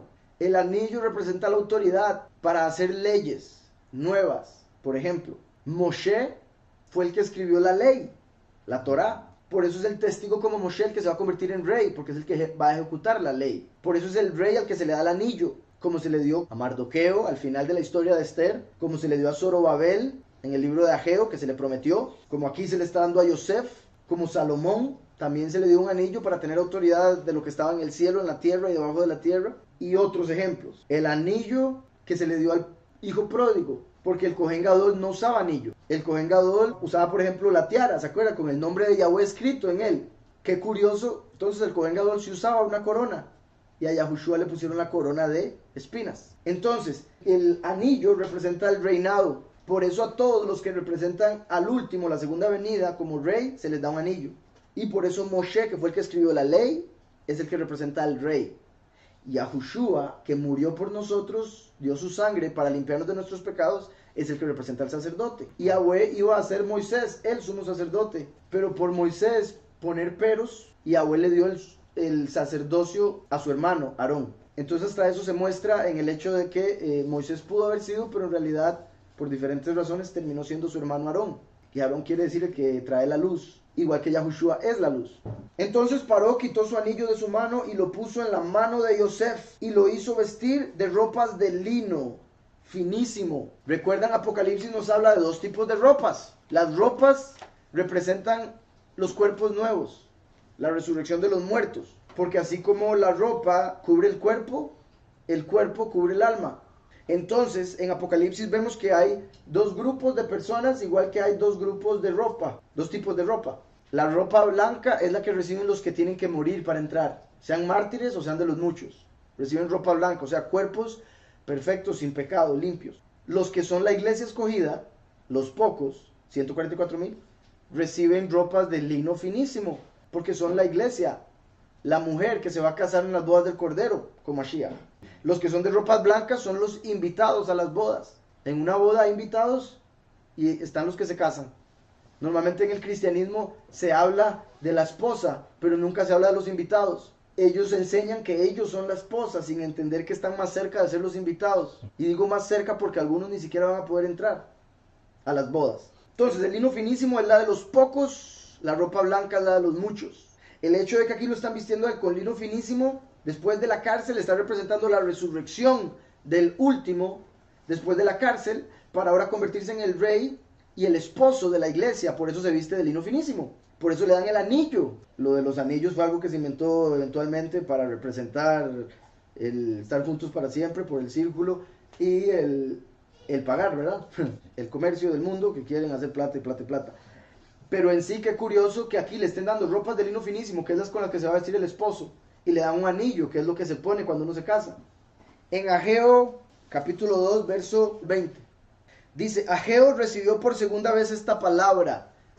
Segunda vez, ¿qué quiere decir eso? Confirmación. El mismo Yosef nos lo acaba de explicar en Génesis. Entonces, a Ageo se le dio una confirmación de algo que tiene que pasar. Ageo quiere decir fiesta, festividad. Y eso es interesante porque en el libro de él se habla de varias fiestas simbólicamente, o de momentos proféticos que están por cumplirse durante una fiesta. Dice entonces: Ageo recibió por segunda vez esta palabra de Yahweh a los 24 días del mismo mes. Habla a Zorobabel, gobernador de Yahudá. Zorobabel era a él que le tocaba ser el rey de Yahudá. Pero en ese tiempo Israel estaba en exilio en Babilonia. Por eso se llama Zorobabel, porque fue nacido en Babel, sembrado en Babel, en confusión, que es lo que quiere decir Babel. Por eso el último nace en confusión, en una iglesia falsa, cae en pecado, porque es como Zorobabel, nace en el exilio del pueblo. Cuando vino Yahushua, Israel no estaba exiliado, estaba en Israel. Por eso entonces es el gobernador de Yahudá el que lo merecía, el sucesor de David, básicamente. Pero al estar en exilio no había recibido la corona y todo lo demás todavía. En el libro de Zacarías se profetiza a Zorobabel lo que se iba a hacer con él y se le da el nombre Yahushua, para representar que el último se iba a convertir en la segunda manifestación del Mesías en la tierra. Ahora, cuando digo que se le da el nombre Yahushua, no es que se le cambie el nombre de Zorobabel a Yahushua, sino que hay un capítulo en particular donde Yahweh manda una profecía para Zorobabel, pero la forma en que la da es diciéndole a Zacarías: tome a este hombre llamado Yahushua y dígale esto y esto y esto. Y ese hombre era el sumo sacerdote del momento. Entonces estaba Zorobabel como el rey, que representa al testigo como Moshe, la segunda venida, y el sumo sacerdote Yahushua, que representa la primera venida, en Zacarías, para cuando lo lean. Entonces dice aquí: habla a Zorobabel, gobernador de Yahudá, y dile: yo haré temblar los cielos y la tierra. Cuando Yahweh hizo caer el diluvio sobre la tierra, eso Yahweh lo llamó sacudir la tierra. Yahweh a través del agua sacudió toda la tierra, deshizo todo lo que había en la tierra para hacer algo nuevo. Por eso cuando salió Noé se empezó a multiplicar y todos nosotros somos descendientes de Noé. En el caso nuestro, a través de Shem, que curiosamente quiere decir el nombre. Imagínese usted la importancia del nombre, que todos nosotros somos descendientes de Shem. Todos somos descendientes del nombre, los que creemos. Y qué curioso también ponerle a alguien de nombre, nombre. Entonces, Yahweh en otros lugares de la escritura nos dice que en el fin de los tiempos Él no va a sacudir solo la tierra, sino que va a sacudir cielo y tierra. En el tiempo de Noé sacudió tierra. En el tiempo nuestro va a sacudir cielo y tierra. Yahushua dijo, la venida del Hijo del Hombre será como los días de Noé. Porque así como se sacudió aquí la tierra, ahora va a ser sacudido también el cielo. Entonces aquí estamos viendo que Yahweh, cuando habla a Zorobabel, es que vean la conexión profética tan poderosa. Cuando habla a Zorobabel, le dice, voy a sacudir los cielos y la tierra. ¿Qué tiene que ver Zorobabel con eso? ¿Sacudió Yahweh los cielos y la tierra en el tiempo de Zorobabel? No. Entonces, es una profecía de un hombre que es representado por Zorobabel en el tiempo en el que la tierra vaya a ser cambiada y traiga Yahweh un cielo nuevo y una tierra nueva. Yo haré temblar los cielos y la tierra, trastornaré el trono de los reinos. Va a trastornar a los reyes de este mundo. De hecho, vean qué importante. El trono de los reinos. No dice los tronos de los reinos. El trono de los reinos. ¿Qué quiere decir eso? El trono o el líder que controla todos los reinos de este mundo. ¿Quién es ese? Satanás. Porque Satanás le dijo a Yahushua, si te hincas ante mí, yo te doy la autoridad sobre todos los reinos del mundo porque a mí fueron dados y yo se los doy a quien yo quiera. Yahushua le dijo, no. Punto. Pero los del Illuminati le dijeron que sí. Entonces por eso el Illuminati tiene control del mundo hoy en día, a pesar de ser tan poquitos y todo lo demás. A pesar de ser tan sorprendente tener control literal del mundo entero. Sí lo tienen. Entonces, vean qué poderoso. Dice, trastornaré el trono de los reinos. Y el trono está haciendo alusión a Lucifer. ¿Por qué? Porque Lucifer no es el rey, sino es a quien se le dio autoridad para que fuese el líder de este mundo, de los reinos de este mundo. Y Yahweh puso en Lucifer una luz, un espíritu. Por eso Lucifer es el que lleva la luz. Así, eso quiere decir Lucifer. ¿Estamos? Entonces, vean qué importante. Aquí está diciendo, voy a trastornar el trono. ¿Y qué les dije? ¿Quién es el último? El trono de Yahweh. Entonces eso quiere decir que va a quitar a Lucifer y va a poner al último. Va a quitar el trono de los reinos del mundo y va a poner el trono de Yahweh, donde se sienta el anciano de días y el cordero. ¿Sí se entendió? O sea, con esto de Ageo podemos interpretar que el trono no es un objeto, no es una silla. El trono es un ser, es una entidad. En este caso un ángel, Lucifer, que va a ser cambiado por otro ángel, Micael. Así como Saúl fue cambiado por David. Y funcionan como el trono. Porque aunque tienen autoridad y son el rey, es cuando el espíritu de Yahweh está en el trono que se manifiesta esa autoridad.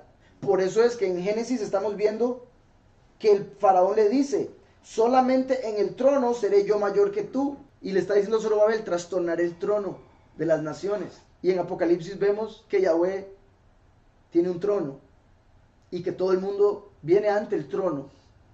Porque vienen ante el trono, porque vienen ante aquella persona la cual Yahweh escogió para posar su espíritu sobre él. Trastornaré el trono de los reinos y destruiré la fuerza de los reinos de las naciones. La fuerza de los reinos de las naciones. Por ejemplo, Estados Unidos piensa que el poder que tienen en el mundo como potencia mundial es porque tienen un ejército muy aquí, porque tienen una tecnología muy allá, porque lo que sea que piensen. Al final todo es porque Yahweh lo quiere, porque lo permite, porque les da. Porque todo lo bueno viene del Padre, aunque uno lo use para algo malo. Todo lo bueno viene del Padre. Todo lo bueno de Estados Unidos vino del Padre. Pero ellos han dejado entrar tanta cosa mala que eso bueno que el Padre les ha dado está por ser quitado de ellos. Entonces, la fuerza de los reinos de las naciones. Las naciones piensan que la fuerza que tienen la tienen por su propia carne, por sus líderes, por sus armas.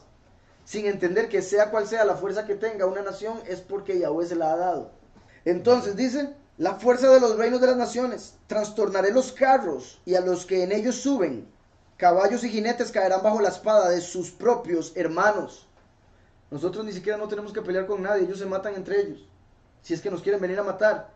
Y Yahweh no quiere que eso suceda, Yahweh se encarga que de camino se maten. Por ejemplo con Gedeón. Yahweh le mostró a Gedeón su poder, que todos empezaron a matar entre ellos, o a veces que se despertaban y cuando se despertaban ya todo el ejército del enemigo estaba destruido. Dice 23, oigan, en aquel día, fin de los tiempos, dice Yahweh de los ejércitos, te tomaré, Zorobabel, te tomaré, nacido en confusión, hijo de Salatiel, siervo mío, dice Yahweh, y te pondré como anillo de sellar. Vea que no le dice te pondré un anillo, sino te pondré como anillo. ¿Por qué? Porque Él es el trono, Él es el anillo. Con el anillo usted sella y ahí está. Eso es una ley.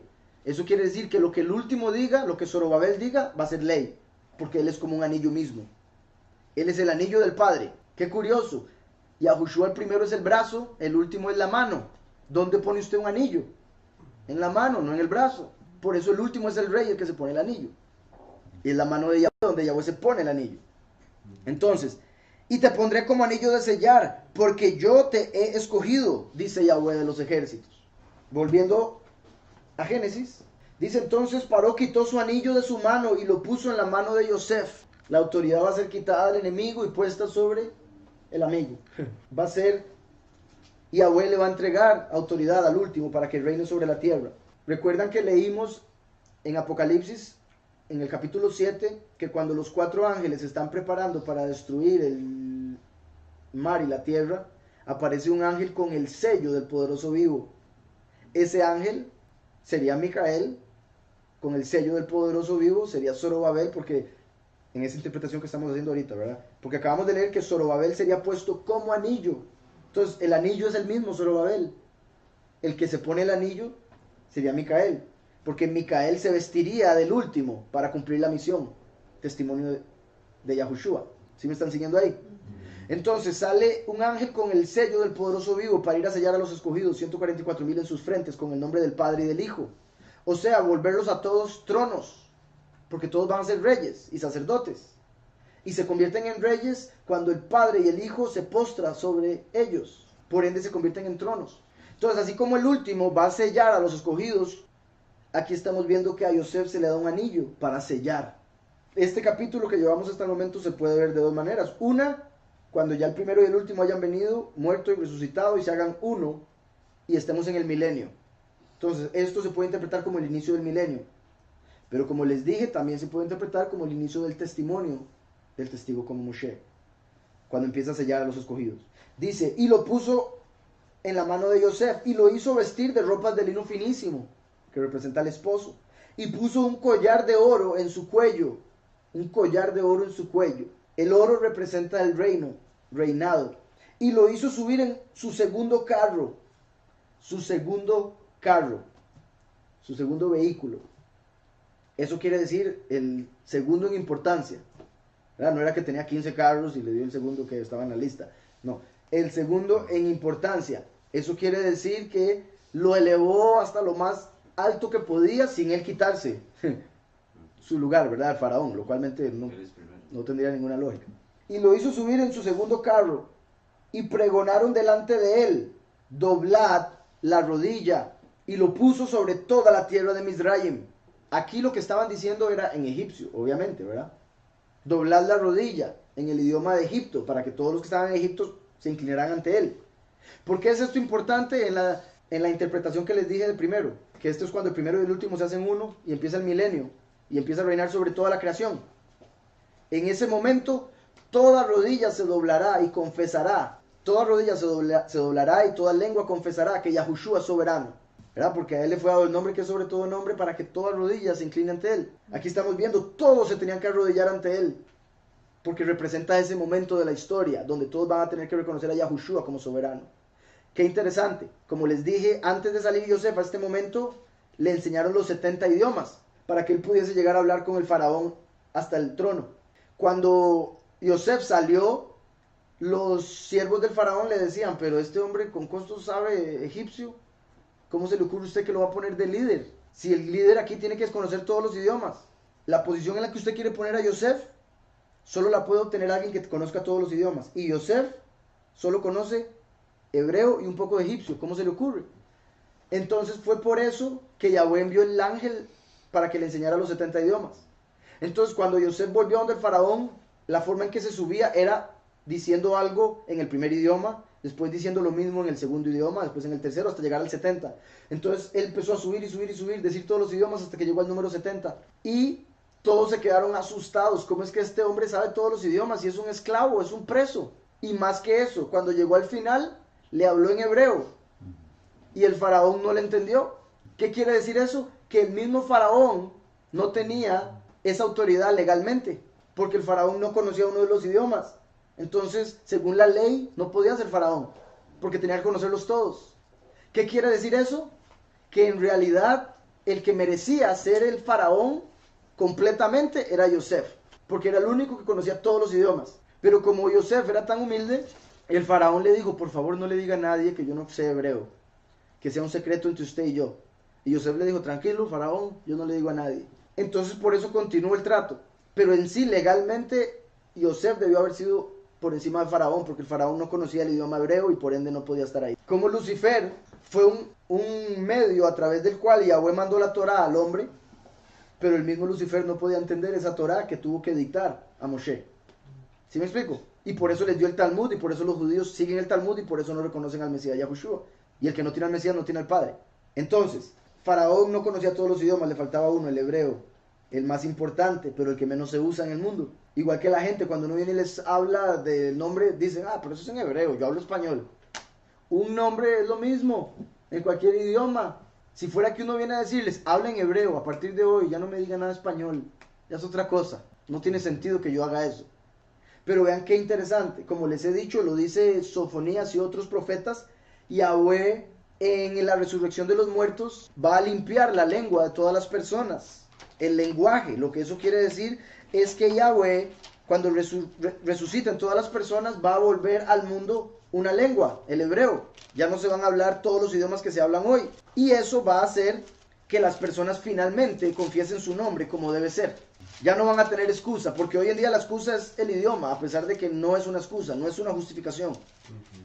Porque si yo me llamo Koresh aquí, me llamo Koresh en China, me llamo Koresh en Alemania, en cualquier lugar del mundo, igual que todas las personas, por supuesto. En Sofonías dice 1:4, extenderé mi mano contra Yahudá y contra los habitantes de Jerusalén, y exterminaré de este lugar los restos de Baal, o sea, los restos del Señor, que es en español Baal. Entonces, la gente que dice, es que yo hablo español, entonces yo digo Señor, no saben que en realidad están diciendo Baal. O sea, puede decir eso en español, pero está adorando a otro, según la escritura. Por eso Yahweh tiene que venir a arrancar los restos. ¿Qué se refiere con el resto? La gente que siga con eso. Y después dice, y el nombre de los ministros idólatras, como el nombre que adoran los ministros idólatras, Jehová, Jesús, María, Señor, Dios, junto con sus sacerdotes. Los sacerdotes también van a caer. En Sofonías 3:9 dice, en aquel tiempo, esto es muy importante, en aquel tiempo devolveré yo a los pueblos pureza de labios. En el fin de los tiempos Yahweh va a devolver, como lo está haciendo en este momento, pureza de labios para que hablemos correctamente. La vez pasada estaba escuchando a un hombre bien mal hablado, pero tenía razón en lo que decía. ¿Se acuerdan? Aquí hay muchas palabras que no mencionamos porque sabemos que son nombres de dioses falsos, como gracias, por eso decimos Todá, o Todá Rabá, muchas Todá. Y todas las demás palabras que usamos aquí se debe a que esos nombres o las palabras en español son nombres de dioses falsos. Por ejemplo, lamentablemente, cama, el nombre de la diosa del sexo. Por eso a la cama se le dice así, al lecho. Gracias, las hijas de Zeus. Pan, el dios de la lujuria, de la violación, de la pedofilia. Huracán es también un falso Elohim, etc. Hay muchos. Y nombres que se han convertido en palabras del vocabulario español. Eso hace que la gente, sin querer, diga nombres de Elohim falsos. Lunes, martes, miércoles, jueves, viernes, domingo. Sábado si viene de Shabbat, bendito sea Yahweh, los otros no. Entonces, la gente en el idioma que tiene, de una u otra forma termina diciendo cosas que no debería, aunque esté tratando de hacer todo lo posible por no hablar malas palabras. O sea, digamos que usted diga, yo no digo malas palabras, yo no digo hijo de tal, yo no digo caretal, yo no digo malpetal, pero cuando uno habla y diga cama, diga pan, diga Dios, diga Jesús, está hablando mal. Para Yahweh eso es una mala palabra. Por eso Yahweh nos dice que no debemos confesar con nuestra boca nombres de falsos Elohim, porque Yahweh es un Elohim celoso y su nombre es celoso. Lo de no confesar nombres de falsos Elohim, Éxodo 23:13. Entonces, el hecho de que aquí nos dice, en aquel tiempo devolveré yo a los pueblos pureza de labios, es lo que estamos aprendiendo ahorita. Y lo que no les terminé de decir, la persona que estaba escuchando decía, pero es que ustedes me reclaman de que yo uso malas palabras. Y decía, si todo nuestro idioma son malas palabras, El idioma mismo es una maldición, decía el hombre. Y tiene razón. Lamentablemente, el idioma que tenemos hoy en día está lleno de malas palabras como parte del vocabulario común y corriente. No estoy diciendo que eso les abre puerta para hablar malas palabras obvias. Simplemente es para entender que el idioma que tenemos es un peligro. Y si tenemos el poder de la vida y la muerte en la boca, y en nuestro vocabulario metieron palabras de muerte como si fueran de vida, ese es el problema. La gente usa palabras que piensan que son para vida sin entender que están llamando la muerte. Dice, en aquel tiempo devolveré yo a los pueblos pureza de labios. ¿Para qué? Para que todos invoquen el nombre de Yahweh. ¿Cuál es la razón para devolver pureza de labios? Para que todos invoquen a Yahweh correctamente y no tengan excusa y digan, es que yo hablo otro idioma. Es que a mí me lo enseñaron así. Es que aquí dice asá. Yahweh dice, devolveré pureza de labios para que me llamen correctamente. Para que todos invoquen el nombre de Yahweh. Y después lo deja todavía más claro. Para que les sirvan de común consentimiento. Si todos usan un nombre diferente, están sirviendo a otro. Si todos usan un nombre diferente, no están sirviendo de común consentimiento. Todos tenemos que tener la misma doctrina. El que hayan diferentes denominaciones deja claro que la iglesia cristiana está dividida y toda casa dividida se cae. Entonces, Yahweh nos está dejando claro que toda la iglesia tiene que tener una misma mente. ¿Y cómo empieza? A través del nombre. Todos debemos pensar igual en lo que respecta al testimonio, ¿verdad? La doctrina. No quiere decir que tenemos que tener la misma opinión con respecto a todo en la vida. Pero sí todos deberíamos estar claros de que hay que cumplir los mandamientos. De que hay que amar al prójimo como uno mismo. De que hay que llamar al Padre por su nombre y a su Hijo por su nombre. Si hay que llamar las cosas por su nombre, con más razón las personas. Y con mucha más razón al Creador mismo de todas las cosas. Qué ilógico. Muchos cristianos usan eso. Llame las cosas por su nombre. O hay que confesar, o hay que declarar. Pero cuando se trata del nombre, no importa. Llame las cosas por su nombre, pero en lo que respecta al Todopoderoso, no importa, llámelo como quiera. Si vamos a llamar las cosas por su nombre, primero llamemos al Creador de todas las cosas por su nombre. Sofonías 3:12. Y dejaré en medio de ti, vean que eso lo está diciendo después de lo que dijo de limpiar los labios, la lengua. Y dejaré en medio de ti, o sea, de Israel, del pueblo, de los creyentes, de los muchos, un pueblo humilde y pobre, el cual confiará en el nombre de Yahweh. Entonces Yahweh dice, no importa que hagan lo que les dé la gana, que estén en la apostasía, en la rebeldía, yo me voy a encargar de que entre todos vaya unos pocos que van a confiar en mi nombre.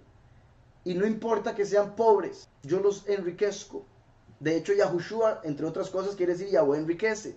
Por eso en Apocalipsis Yahweh le dice a la Odisea que ellos se consideran ricos pero son pobres y que les recomienda comprar de su oro. El cual confiará en el nombre de Yahweh. Después dice, el resto de Israel, o sea, el remanente, los pocos de Israel.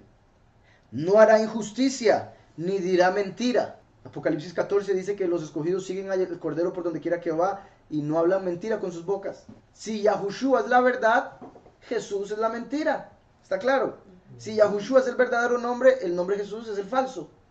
Y si Yahushua dijo, yo soy la verdad, entonces Jesús es la mentira. Por ende, no hablan mentira. No usan nombres falsos. Y claro está, literalmente no dicen mentiras.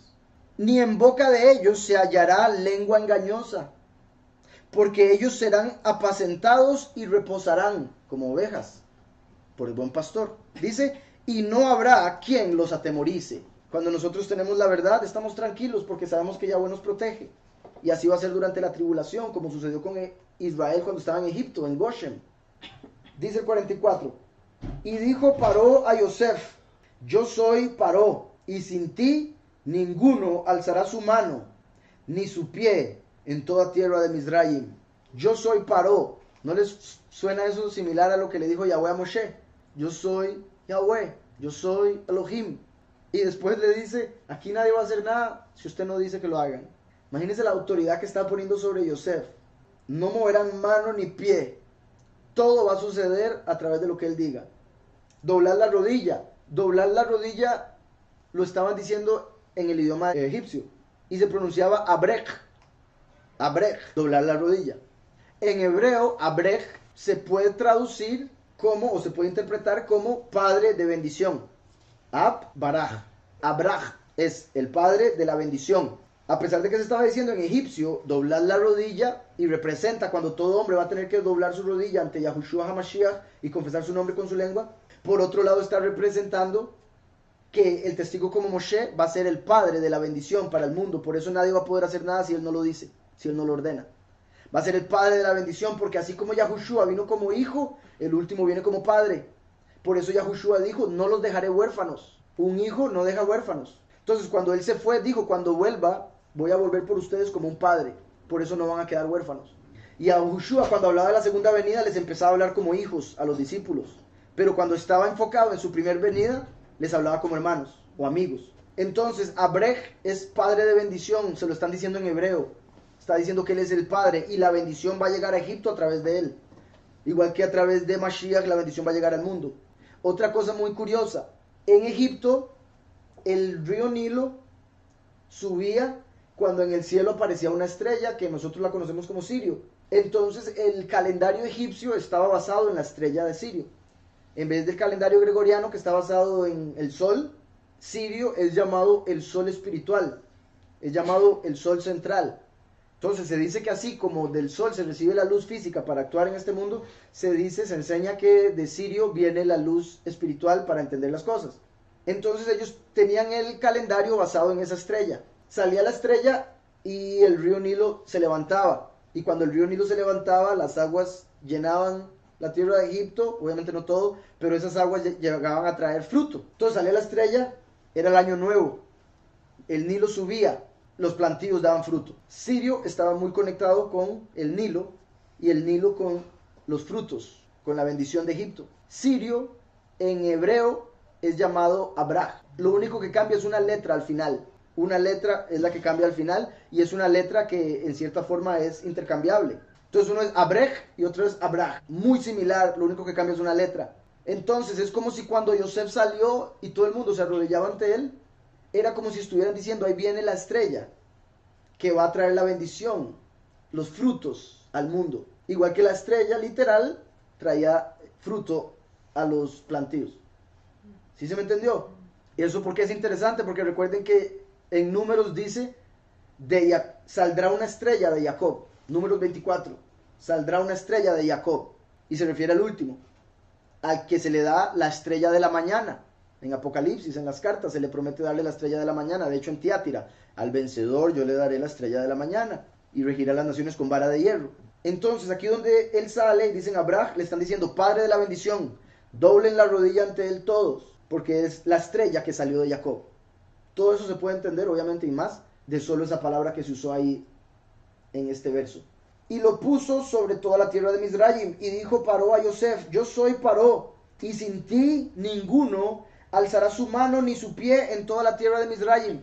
Y llamó Paró el nombre de Yosef Safnat Panea. Safnat Panea. Entonces, no solo Yahweh le da un nombre nuevo a través del ángel, Yahusef, sino que ahora el faraón le da otro nombre nuevo, Safnat Panea. Eso confirma una y otra vez que Mashiach va a tener un nombre nuevo en la resurrección de los muertos.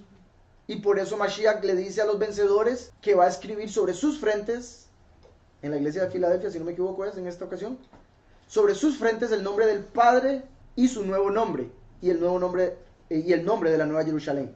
Entonces el último va a recibir un nombre nuevo al resucitar. Pero aquí estamos viendo tres nombres, Yosef, Yahusef y Panea, Safnat Panea, que sería como si el último viene, después recibe, nace y los papás le dan un nombre. Cuando crece y está listo para el ministerio, Yahweh le da un nombre. Y cuando muere y resucite, recibe otro nombre. Yosef, Yahusef, Safnat Panea. Quiere decir el que revela los secretos. Sofnat Paneach. El revelador de secretos. Revelador de secretos o, vean qué interesante esta otra traducción, el tesoro del descanso honorable. O el tesoro del descanso estimado. O, puesto que en inglés esta misma palabra se puede traducir de dos formas, habría que ver, el tesoro de los pocos que van a ser estimados, del resto, el remanente. El tesoro de los pocos que van a recibir la estima de Yahweh. Eso es lo que quiere decir Safnat Panea. El que revela los secretos que vienen del tesoro para los escogidos que van a recibir la estima de Yahweh. Confirmando el tiempo que representa cuando ya los escogidos reciban la honra, reciban la estima y reciban la recompensa, la sabiduría y el temor de Yahweh, que es el tesoro del Todopoderoso. Entonces eso quiere decir Samnat Panea. Y le dio por mujer a Asenat. Le dio por mujer a Asenat. La interpretación de algunos es que Asenat era gentil, porque era una egipcia. Entonces a simple vista eso es lo más lógico. Por eso principalmente esta interpretación se da en el cristianismo. Porque a simple vista eso es lo que se entiende. Era egipcia. Lo cual es sorprendente. Porque entonces está casándose Yosef con una egipcia. Está casándose un israelí con una gentil. Que eso estaría confirmando cómo Yahweh espiritualmente abre la puerta para los gentiles. Si creen en Yahushua el Mesías, se pueden convertir en su esposa.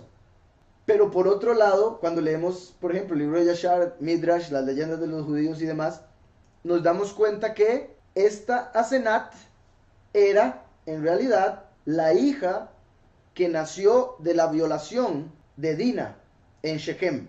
Recuerdan que cuando Jacob fue a Shechem o Siquem, Dina fue a ver un festival, una fiesta que había en el lugar, y el príncipe de Shechem, que se llamaba igual, se enamoró de ella, se la llevó y estuvo con ella, la deshonró.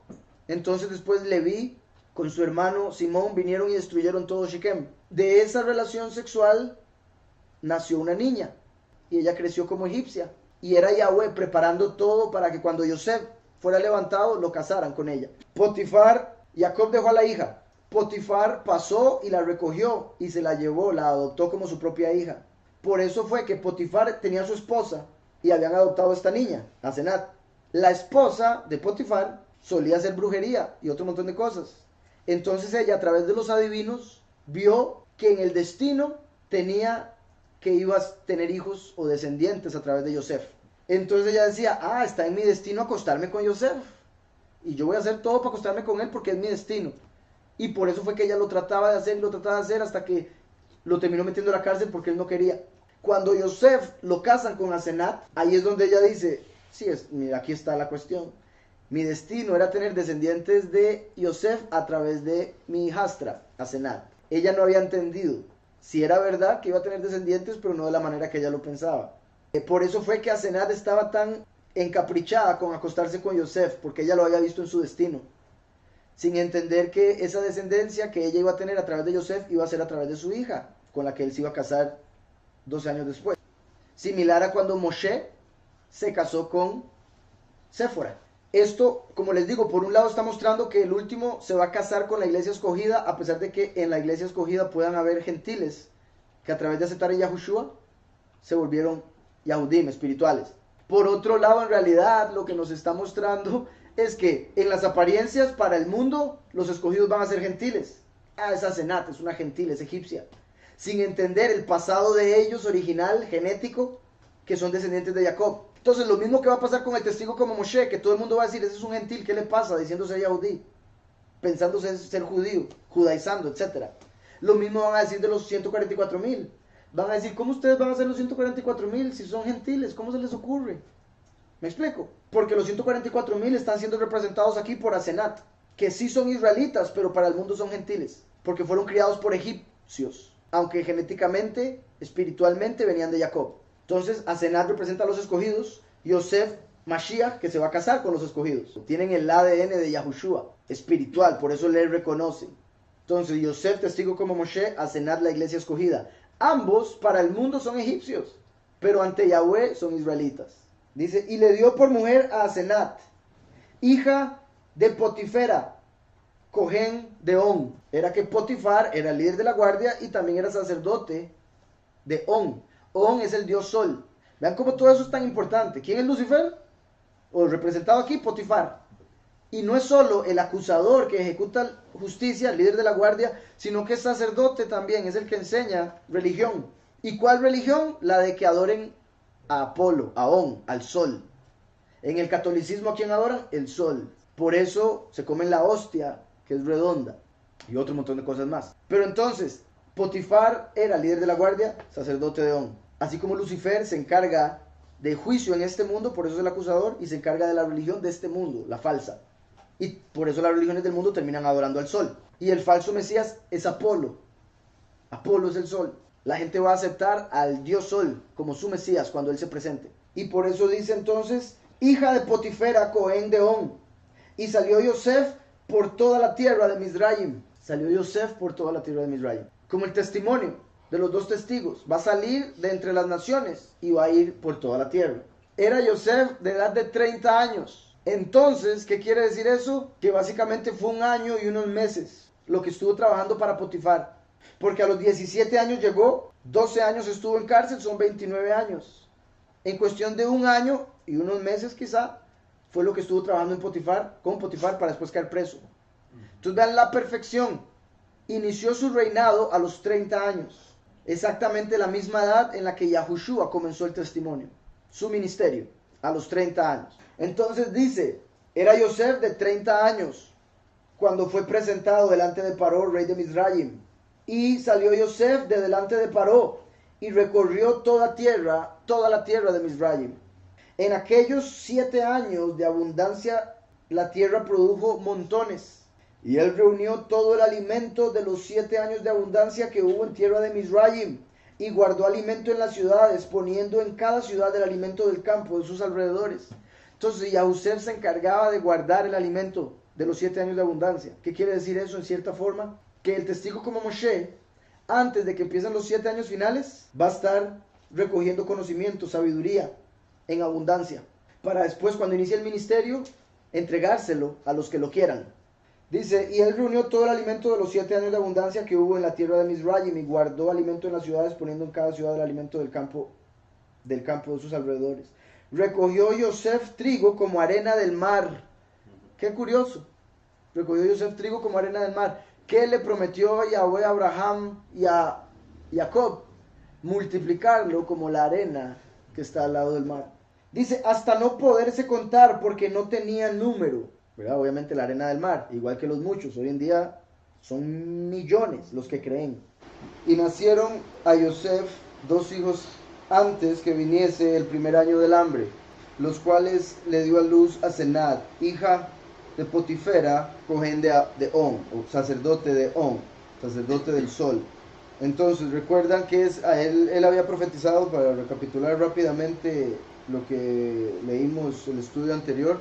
Yosef había profetizado por los sueños de el faraón que iban a haber 7 años de hambre, y antes de esos 7 años de hambre iban a haber 7 años de abundancia, pero los 7 años de hambre iban a ser tan grandes que no iban a recordar los 7 años de abundancia que habrían antes. Entonces aquí dice que finalizando los años de abundancia, el primer año del hambre tuvo 2 hijos que le dio a luz a Senad, la mujer con la que se había casado, que como habíamos visto, ¿verdad?, según diferentes escritos, esta mujer era descendiente de Jacob a través de Dina, la mujer que había sido violada en Shichem. Entonces, Efraín y Menashe, que son los 2 hijos que acaba de tener, se podría decir que para la gente que estaba ahí, para todos, ellos eran egipcios, o sea, eran gentiles, pero en realidad genéticamente eran israelitas. Entonces, eso es para mostrar cómo hoy en día, por ejemplo, la iglesia cristiana, entre los cristianos, muchos, la gran mayoría, son descendientes de Efraín y Manasés, pero no lo saben. Por un lado, porque como hemos hablado, Manasés quiere decir el que causa olvido. Eso entonces indica que se les olvidó quiénes eran, una parte de ellos. Y por otro lado, recuerden que en la bendición que veremos más adelante, que Jacob le da a estos 2 hijos de Yosef, Yosef dice que de Efraín va a salir la multitud de los gentiles, la multitud de las naciones. Y en el Nuevo Testamento se habla de la multitud de las naciones, haciendo referencia a cómo Yahushua vino a través de su sangre a abrir el paso para que de las naciones todos aquellos que creyeran pudieran entrar. Entonces, con lo que hemos hablado en lo que respecta al ADN espiritual, que solo aquellos que tienen el ADN del Mesías, espiritualmente hablando, le van a reconocer. Solo las personas que son del ADN de Jacob, aunque hoy en día se les llame latino, negro o lo que sea, solo los descendientes verdaderos, aunque no reconozcan ser hijos, sí van a reconocer a Yahweh, porque está en su espíritu, está en su alma. Eso es lo que representa Manasés y Efraín. Por eso nacieron en Egipto, del hombre que se acaba de convertir en el líder de Egipto, con una mujer que para los egipcios era la hija del sacerdote del sol. O sea, representa a la iglesia, como les digo, la iglesia cristiana. Porque la iglesia cristiana, ¿de dónde originó? De la católica, donde su sacerdote adora al sol. Entonces el Papa adora al sol, de ahí salió la iglesia católica, y de la iglesia católica las diferentes denominaciones cristianas.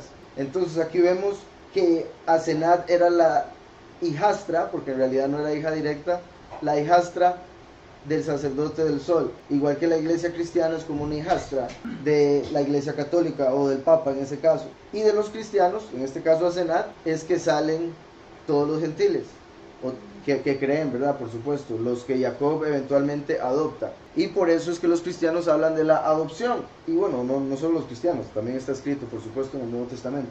Lo vuelvo a leer: y nacieron a Yosef 2 hijos antes que viniese el primer año del hambre, los cuales le dio a luz Asenat, hija de Potifera, sacerdote de On. Y llamó Yosef el nombre del primogénito Menashe, que quiere decir el que causa el olvido, o el que hace olvidar.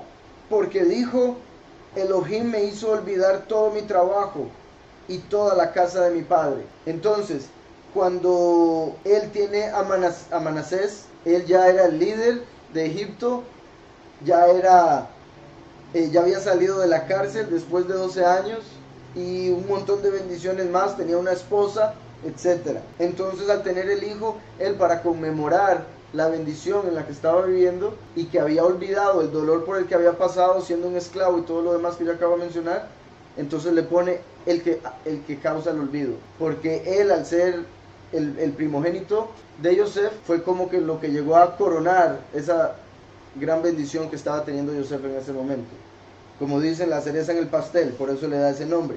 Obviamente el que causa el olvido o el que hace olvidar puede tener una connotación también negativa, porque uno puede olvidar cumplir los mandamientos, uno puede olvidarse del nombre, que es parte de lo que le pasó al pueblo, y que a través de la escritura es representado también por el nombre Manasés.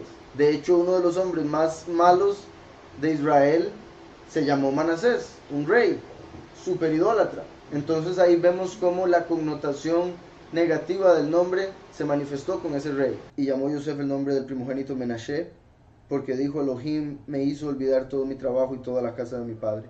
Y llamó el nombre del segundo Efraim, que viene de la raíz Pará, que significa fructífero, porque dijo: Elohim me hizo fructificar en la tierra de mi aflicción. Recuerdan que Mizraim, que es lo que traducen como Egipto, quiere decir tierra de aflicción. En hebreo quiere decir tierra de aflicción. Entonces, como Yosef llegó a la tierra de aflicción, Egipto, porque llegó como esclavo, después cayó en cárcel y ahora lo levantó Yahweh y tiene todo lo que tiene, le puso al segundo hijo fructífero. Ese nombre se llegó a manifestar con ese hijo de él, como lo profetizó también Jacob, al Efraín multiplicarse de una manera sorprendente. Por eso, como les digo, la mayoría de los cristianos son descendientes de Efraín y ni siquiera lo saben. Y como sabemos, los cristianos son como un 33% de las personas del mundo. Entonces, dice: así se cumplieron los 7 años de abundancia que hubo en tierra de Mizraim, y comenzaron a venir los 7 años del hambre. Muchas veces lo he dicho en el pasado, entonces no voy a seguirlo repitiendo, acerca de las 10 hambrunas que Yahweh profetizó que habrían, y cómo Amós nos dijo que la última hambruna sería por escuchar la palabra de Yahweh. Entonces, continúa. Así se cumplieron los 7 años de abundancia. Amós nos profetiza que el hambre que Yahweh enviaría al final sería por escuchar la palabra de Yahweh, por escuchar verdadera doctrina. Entonces, esa hambre que Yahweh profetizó está siendo aquí representada por los 7 años de hambre que hay en Egipto. Egipto era el imperio mundial en ese momento, entonces era el centro del mundo. Egipto representa al mundo entero hoy en día. Entonces, el hambre aquí física está haciendo alusión al hambre espiritual, por entendimiento, por sabiduría, que hay hoy en día y que va a empeorar, por supuesto. Recuerden que Daniel nos habla de que el fin de los tiempos sería 7 años, una semana de años. Entonces, en Daniel vemos que el fin de los tiempos duraría 7 años, que se dividen en 2 mitades de 3 años y medio y 3 años y medio. Aquí estamos viendo que el hambre viene por 7 años. Entonces, estos 7 años representan el Apocalipsis. Esto indicaría entonces muy poco antes de que inicien los 7 años del fin de los tiempos en el mundo, Yahweh va a levantar de alguna manera a los 2 testigos, en este caso el testigo como Moshe, para que alimente al mundo entero con la verdadera doctrina. Por eso Yosef fue levantado y ahora es el que va a alimentar al mundo entero. Y comenzaron a venir los 7 años del hambre, como Yosef había dicho, y hubo hambre en toda la tierra. Mas en toda la tierra de Misraim había pan, había lejem. Hubo hambre en el mundo entero, pero en el imperio, en este caso Egipto, sí había comida, pero como vamos a ver, a la venta por Yosef. No era como que todo el mundo tenía comida, ya vamos a ver a qué me refiero. Dice, cuando se sintió el hambre en toda la tierra de Misraim, el pueblo clamó a Paró por lejem, al faraón por pan. Igual que el mundo entero va a empezar a clamar al Todopoderoso, Yahweh, pero sin conocer su nombre, ¿verdad? Unos lo van a llamar Dios, otros lo van a llamar Señor, otros lo van a llamar Jehová, otros lo van a llamar Hashem, otros lo van a llamar Adonai, etc. Todo el mundo lo va a estar llamando a su manera y lo que van a pedir, lo que van a estar pidiendo es alimento espiritual. Así como el cuerpo necesita alimento físico, alimento material para seguir funcionando, de la misma forma el espíritu y el alma necesitan alimento espiritual para seguir caminando, ¿verdad? En el camino de Yahweh. Por eso la escritura es comparada con el agua, con el vino, con la miel, con el lejem, con la carne, con la leche, con la mantequilla y otras cosas. Entonces, lo que uno lee aquí es comida para el alma y el espíritu. Entonces, la gente hoy en día está clamando al Todopoderoso, pidiendo que Yahweh les enseñe. Pero vean lo curioso, están clamando al Todopoderoso directamente, como aquí estaban yendo al faraón directamente. Y vean lo que les responde el faraón. Dice por acá entonces, cuando se sintió el hambre en toda la tierra de Misraim, el pueblo clamó a Paró por lejem. Y dijo Paró a todos los egipcios, al mundo entero, los representaría hoy en día. Id a Yosef y haced lo que él os dijere. Id a Yosef y haced lo que él os dijere. Entonces, como les he mencionado, ¿verdad? La vida de Yosef se puede interpretar como la vida del primero y también como la vida del último. En lo que respecta a la vida del último, sería aquí la gente yendo al Todopoderoso y Yahweh revelándoles de alguna manera, diciéndoles, para que vienen a mí, yo ya les di a Yahushua, vayan al Mesías a través de las enseñanzas del Nuevo Testamento y a través de él van a poder llegar a la verdad, puesto que él es la verdad. Por otro lado, en lo que respecta a la segunda venida, es como el mundo entero pidiendo entendimiento y Yahweh diciéndoles, pero ¿para qué vienen a mí? Vayan a donde el testigo como Moshe, él les va a enseñar. Hagan lo que él os dijere. Vean qué interesante eso. Y haced lo que él os dijere. Si vamos a Deuteronomio, que es la principal profecía que Yahweh da a Israel de que él enviaría en el fin de los tiempos al testigo como Moshe, al profeta como Moshe, lo cual algunos pastores han deducido que está hablando de Yahushua, pero eso es incorrecto, como ya lo hemos hablado por diferentes razones. Yahushua mismo en los evangelios negó ser el profeta como Moshe. Entonces, por más que un pastor agarre un verso del Nuevo Testamento o del Antiguo y lo explique de alguna manera, que haga entender que Yahushua el Mesías es el profeta como Moshe, debemos recordar que la misma escritura nos deja claro que Yahushua dijo no ser el profeta. En Deuteronomio 18, a partir del 15, dice, un profeta como yo te levantará Yahweh. Ahí está hablando Moshe. Entonces está diciendo, un profeta como Moshe te levantará Yahweh. En el Nuevo Testamento, cuando Juan el Bautista o Yahushua hablaban con sus discípulos con respecto a quiénes eran ellos para el público, ¿verdad? Ellos decían, unos dicen que Elías, otros dicen que el profeta, otros dicen que el Mesías. Entonces Yahushua identificó a Yahuhanán el inmersor, Juan el Bautista, como Elías, Eliyahu. Yahushua fue identificado por Yahuhanán el inmersor como el Mesías. Entonces la tercera persona que todo el mundo estaba esperando quedó sin llegar, porque es la segunda manifestación del Mesías, es la segunda venida, que ahora se presenta con el otro testigo, que es el testigo como Eliyahu. O sea, Elías tiene que volver a venir, porque eso es lo que nos dice Malaquías 4, que antes del gran día de la ira de Yahweh se presentaría Eliyahu. Entonces, así como Eliyahu volvió a venir en el tiempo de Yahushua, tiene que volver a venir en el tiempo de la segunda venida, del testigo como Moshe. Entonces, leyendo Deuteronomio, un profeta como yo te levantará Yahweh, tu Elohim, de en medio de ti. Entonces, de entre los 144,000 se levantará el último. Por eso Yahweh nos dice en Isaías, yo soy el primero y yo mismo seré con los últimos, porque es de en medio de ti. Dice, de en medio de ti, de tus hermanos, a él oiréis, conforme a todo lo que pediste a Yahweh tu Elohim en el Horeb, el día de la asamblea, al decir, no vuelva yo a oír la voz de Yahweh mi Elohim, ni vea yo más este gran fuego para que no muera. Entonces, como Yahweh se presentó a través de un gran fuego en el monte Sinai, cuando dio los 10 mandamientos, y con un viento poderosísimo y temblor y una voz fortísima, el pueblo dijo, no queremos ya ver esto porque nos asustamos demasiado, nos morimos. Recuerden que según la tradición, cada vez que oían a Yahweh se morían, y Yahweh los volvió a resucitar y se volvían a morir, lo volvían a resucitar. De hecho, la Torá nos indica eso si la leemos con mucho cuidado. Por eso ellos dijeron, ya no nos queremos morir, mejor no oigamos la voz de Yahweh. Entonces aquí Yahweh está profetizando que va a enviar a una persona para que funcione como la voz de Yahweh. Y dice que ya no queremos ver el fuego, entonces está enviando al fuego consumidor. Así como Yahushua es la palabra, el último es la voz. Así como Yahushua es el agua de vida, el último es el fuego consumidor. Entonces aquí está diciendo, repito, conforme a todo lo que pediste a Yahweh tu Elohim en el Horeb, en la montaña del Sinai, la llaman jorobas del camello, porque es como una misma base que en la cima se divide en dos cúspides. Entonces como un camello. Una es llamada Sinai, otra Horeb, pero la base es la misma. Entonces por eso en la escritura a veces aparece Horeb, a veces aparece Sinai, porque en algunas ocasiones estaban de un lado o del otro. Entonces dice, el día de la asamblea, al decir, no vuelva yo a oír la voz de Yahweh mi Elohim, no vuelva yo a oír la voz de Yahweh mi Elohim, por eso Yahweh envía el último, la voz, ni vea yo más este gran fuego, por eso envía el fuego consumidor en un envase, el cuerpo del último, para que no muera. Y Yahweh me dijo, bien está eso que han dicho, un profeta como tú les levantaré en medio de sus hermanos.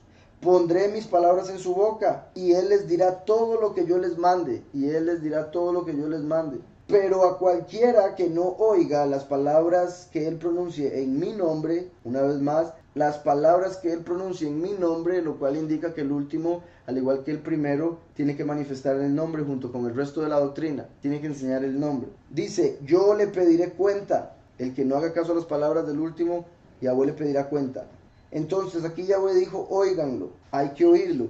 Y aquí estamos viendo lo que le dijo el faraón a Egipto cuando ellos vinieron a pedir comida. Y dijo, paró a todos los egipcios, id a Yosef y haced lo que él os dijere. Entonces Yosef representa la voz de Yahweh, el último, el profeta como Moshe. Y dice, y el hambre estaba por toda la extensión de la tierra. Abrió Yosef todo granero y vendía a los egipcios, porque había crecido el hambre en tierra de Egipto, y de toda la tierra venían a Mizraim para comprar de Yosef, porque por toda la tierra había crecido el hambre. Esto es muy importante, y más obviamente, por supuesto, cuando entendemos a lo que se está refiriendo, como les decía, la segunda venida. Porque cuando Yahushua vino, él fue a Israel. Ahora estamos viendo aquí que Yosef estaba en Egipto y todo el mundo iba a verlo a Egipto.